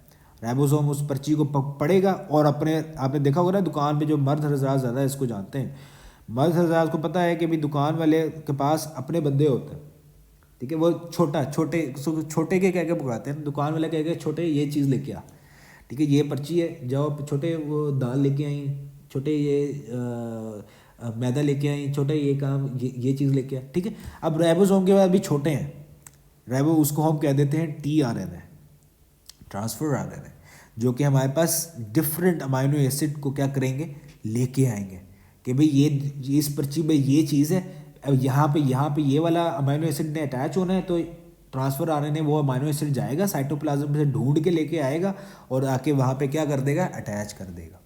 मीनिंग टू से कम से कम 20 tRNA हमारे पास सेल में होने चाहिए, क्योंकि 20 मोस्ट ज़्यादातर प्रोटीन हमारे पास 20 अमाइनो एसिड की से मिलके बनी होती हैं। राइबोसोम्स हमारे पास किस तरह से बने होते हैं, राइबोसोम हमारे पास 60 to 70% RNA राइबोसोमल RNA, और हमारे पास 30 to 40% होती है हमारे पास प्रोटीन्स। अच्छा, अब होता क्या है, बेसिकली होता ये है कि अब ये हमारे पास mRNA है ना, mRNA के साथ tRNA आके अटैच होता है। अब वो कोड पढ़ता है, जो है कोड यहाँ पे मौजूद, जिसको हम कहते हैं कोडॉन के बारे में हमने डिस्कस किया था सेकेंड ईयर में। क्या था, sequence of 3 nucleotides in messenger RNA that specify a particular amino acid. 3 हमारे पास न्यूक्लियोटाइड मिलके एक अमाइनो एसिड को क्या कर रहे होते हैं, कोड कर रहे होते हैं, इसको हम कहते हैं कोडॉन, ठीक है। जैसे कि AUG हमारे पास किसका कोडॉन है, methionine amino acid, sulphur containing amino acid, ठीक है। अब mRNA ना इसका कॉम्प्लीमेंट्री अपने पास लिखता है, मतलब क्या, सिंपल सी बात है, आप दुकान वाले के पास गए, दुकान वाले को कहा कि भाई ये चीज़ है, दुकान वाले को कहा कि मुझे AUG वाली अमाइनो एसिड जो है वो चाहिए। दुकान वाले ने अपने पास जो AUG का उसके पास कोड था उसने वो सर्च किया, मतलब कि अब AUG है ना, अब कॉम्प्लीमेंट्री टीआरएनए उसके ऊपर अपने आप के अब देखेगा कि भाई मेरे पास कॉम्प्लीमेंट्री कौन सा सीक्वेंस आ रहा है, ए के सामने कौन सा आना है, मैंने कॉम्प्लीमेंट्री का मतलब बताया। ऐसा अब ये कॉपी जब हो रहा होता है तो मैंने ऊपर समझाया, कॉपी का मतलब ये नहीं होता कि ए यू जी मैसेंजर आरएनए में है तो टीआरएनए में भी ए यू जी ही कॉपी होगा, नहीं। इसका मतलब होता है कॉम्प्लीमेंट्री, मतलब कि ए एडिनिन के सामने कौन सा आना है, नाइट्रोजन बेस। आरएनए की बात कर रहे हैं तो आएगा यूरासिल, और यूरासिल के सामने एडेनिन और गुआनिन के सामने साइटोसिन। ये कॉम्प्लीमेंट्री जो है वो कॉपी हो रही होती है, कॉम्प्लीमेंट्री जो नाइट्रोजनस बेस है उनकी कॉपी हो रही होती है। अब टीआरएनए के पास ये आ गया मैसेज, ठीक है। अब दुकान वाले की हम एग्जांपल ले रहे थे, दुकान वाले के पास आपने देखा होगा ना, जो बड़े मॉल्स वाले होते हैं उन्होंने हर प्रोडक्ट का उनका कोड होता है एक, कि भाई ये वाला प्रोडक्ट का कोड ये है, तो वो फ़ौरन से देख के बता देता है कि ये वाला प्रोडक्ट आपके पास अवेलेबल है कि नहीं। जैसे कि आप दुकान वाले के पास गए, आपने पूछा कि सर ये वाली चीज़ मिलेगी, वो कंप्यूटर पे देखता है, चेक करता है, कोड लगाता है, फिर कहता है नहीं सर ये नहीं मिलेगी, ठीक है, सारा रिकॉर्ड आ जाता है। अब टीआरएनए के पास भी यही रिकॉर्ड है, मैंने चीज़ लेके आया हूँ, मेरे पास है ए यू जी के लिए जो टीआरएनए के पास जो सीक्वेंस आ रहा है, जो कोड आ रहा है, वो क्या है, उसको हम नाम दे देते हैं एंटी कोडॉन। तो एंटी कोडॉन हमारे पास क्या है, सीक्वेंस ऑफ 3 न्यूक्लियोटाइड अगेन, जो कि ट्रांसफर आरएनए में होता है, जो कि एक पर्टिकुलर कोडॉन के क्या होता है, कॉम्प्लीमेंट्री होता है। कॉम्प्लीमेंट्री का मतलब ये है ए यू जी है, ए के सामने यू के सामने क्या आएगा, ए के सामने यू और जी के सामने सी के सामने जी, साइटोसिन के सामने गुआनिन। अब टीआरएनए के बाद सीक्वेंस मिल गया, अब टीआरएनए चेक करता है अपने चार्ट को, ठीक है। ये कोडॉन चार्ट है फॉर एग्जांपल, टीआरएनए पूरे का पूरा सारा अमीनो एसिड के बारे में चेक करता है कि ए यू जी मेरे पास ये हमारे पास कोडॉन वाली वैसी है। ये 2 तरह के चार्ट्स होते हैं, एक हमारे पास एंटी कोडॉन चार्ट होता है, एक कोडॉन चार्ट। ये हमारे पास कोडॉन चार्ट है, कोडॉन के हिसाब से। तो अब टीआरएनए कोडॉन के हिसाब से देखेगा कि ए यू जी किसका कोड है मेरे पास, तो यहाँ पे चेक करेगा, वो चेक करेगा सबको, तो मिलेगा उसको ए यू जी, इसका मतलब मेथ्यूनिन अमीनो एसिड लेके आना है मैंने, ठीक है। अब वो जाएगा साइटोप्लाज्म से, मेथ्यूनिन अमीनो एसिड लेके आएगा और उस पोजीशन पे वो ऐड कर देगा, और इसी तरीके से सारी की सारी जो हो रही होगी वो सिंथेसिस हो रही होगी। यहाँ पे एक इंपॉर्टेंट बात जो याद रखनी है कि कौन सा होता क्या है, टीआरएनए के 3 एंड पे हमारे पास क्या होता है, हाइड्रोक्सिल ग्रुप। मैंने ऊपर बताया है ना, 3 एंड पे हमारे पास फ्री हाइड्रोक्सिल ग्रुप लगा होता है, 5 एंड पे हमारे पास फ्री फॉस्फेट ग्रुप अटैच होता है, ठीक है। ये हमने डीएनए में पढ़ा है, मैंने बता के आया हूँ मैं। तो अमीनो एसिड जो भी आता है वो इस हाइड्रोक्सिल को के साथ आके रिएक्शन करता है और यहाँ पे आके 3 एंड के साथ जुड़ जाता है। उसके बाद ये हमारे पास एंजाइम्स होते हैं जो उस प्रोटीन को, उस अमीनो एसिड को क्या कर रहे होते हैं, अटैच कर रहे होते हैं। ये हमारे पास डी लूप में मौजूद होते हैं। ये हमारे पास होते हैं अमीनो एसिटाइल टीआरएनए सिंथेसिस। ये हमारे पास उस अमीनो एसिड को अटैच करते हैं और इस तरीके से हमारे पास पॉलीपेप्टाइड चेन क्या होती है, सिंथेसिस हो रही होती है। Alright, that was our biological molecule, और उम्मीद है कि सारी की सारी चीज़ें क्लियर हो गई होंगी। वैसे यहाँ पे एक पॉइंट जो है वो रह गया मेरे हिसाब से, वो रह गया एटीपी के हवाले से, कि एटीपी, लेट मी चेक यार, वैसे अगर एटीपी का मिल जाए मुझे, जहाँ पे एटीपी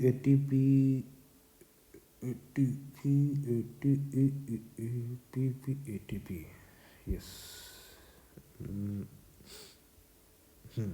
अच्छा यहाँ पे ना 1-2 इम्पॉर्टेंट बातें हैं एटीपी के हवाले से जो कि हमने डिस्कस करनी है। यस, ये मिल गया।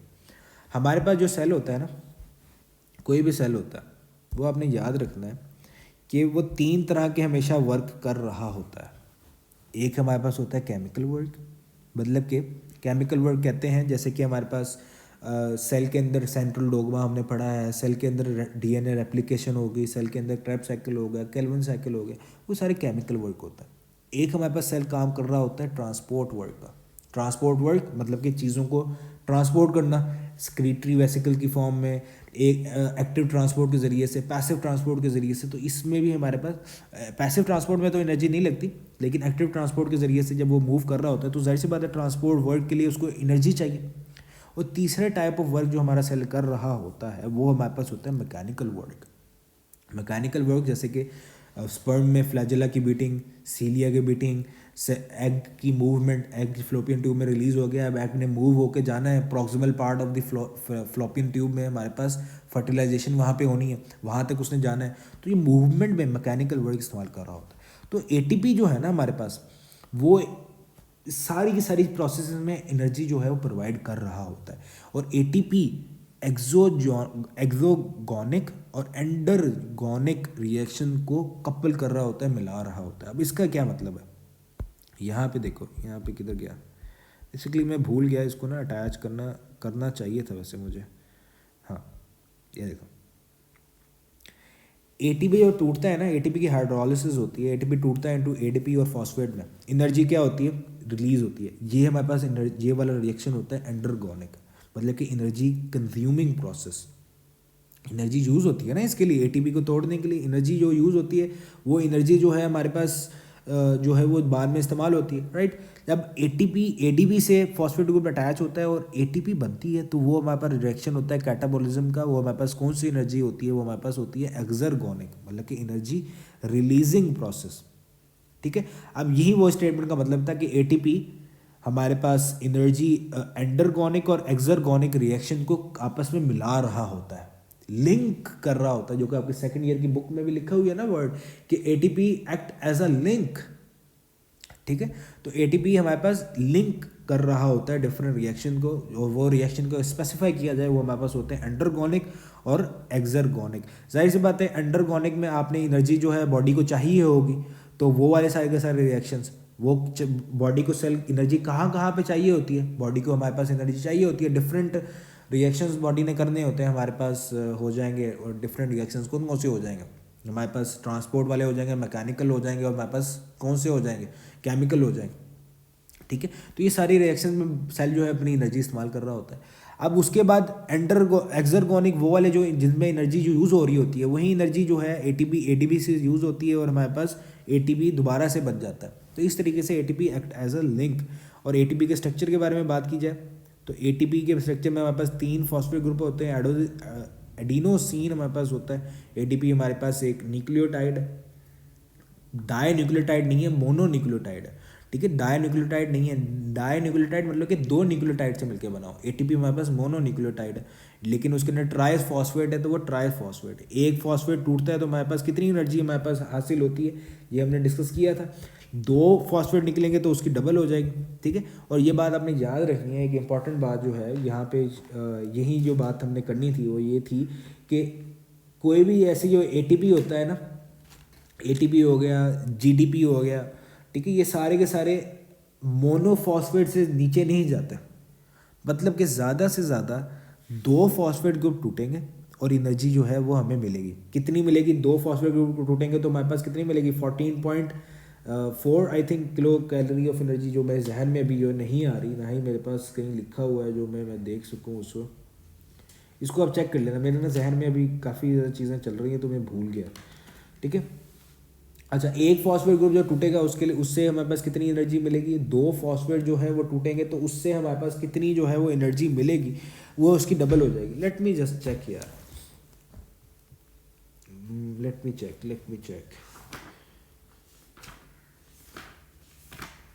जहन में भूल जाता है ना सारी चीज़ें कभी कभार, ये जो चीज़ें होती हैं। अच्छा, माइटोकॉन्ड्रिया में there should be in mitochondria, yes. एक एटीपी का जब बॉन्ड टूटता है ना, तो हमारे पास 7.3 किलो कैलोरी ऑफ एनर्जी जो है वो रिलीज होती है, राइट। जब 2 फॉस्फेट टूटेंगे तो कितनी एनर्जी यूज़ होगी, मतलब कि एटीपी एडीपी में जाएगा तो कितनी एनर्जी यूज़ होगी, रिलीज होगी 7.3 किलो कैलोरी। और एटीपी जब एएमपी में जाएगा तो कितनी रिलीज होगी, 14.6 kilo calories of energy, right. लेकिन ये बात याद रखनी है, जिसको हमने आज सेशन में किया था, कि एटीपी एएमपी जो है आखिरी, जब उसके पास फॉस्फेट होता है वो नहीं टूट सकता, क्योंकि अगर आखिरी वाला फॉस्फेट टूट जाएगा तो न्यूक्लियोटाइड वो रहेगा ही नहीं, वो क्या बन जाएगा, न्यूक्लियोसाइड वो बन जाएगा ना। तो एएमपी तक बात जाती है, एएमपी तक जो है हमारे पास एनर्जी जो है हासिल कर सकते हैं हम, एएमपी से आखिरी वाला फॉस्फेट जो है वो नहीं टूटता। So that was our super lecture. Hopefully सारी की सारी बातें जो हैं वो क्लियर हैं, और I wish you best of luck. तैयारी करते रहें, मज़े करें, लाइफ को एंजॉय करें। Thank you so much.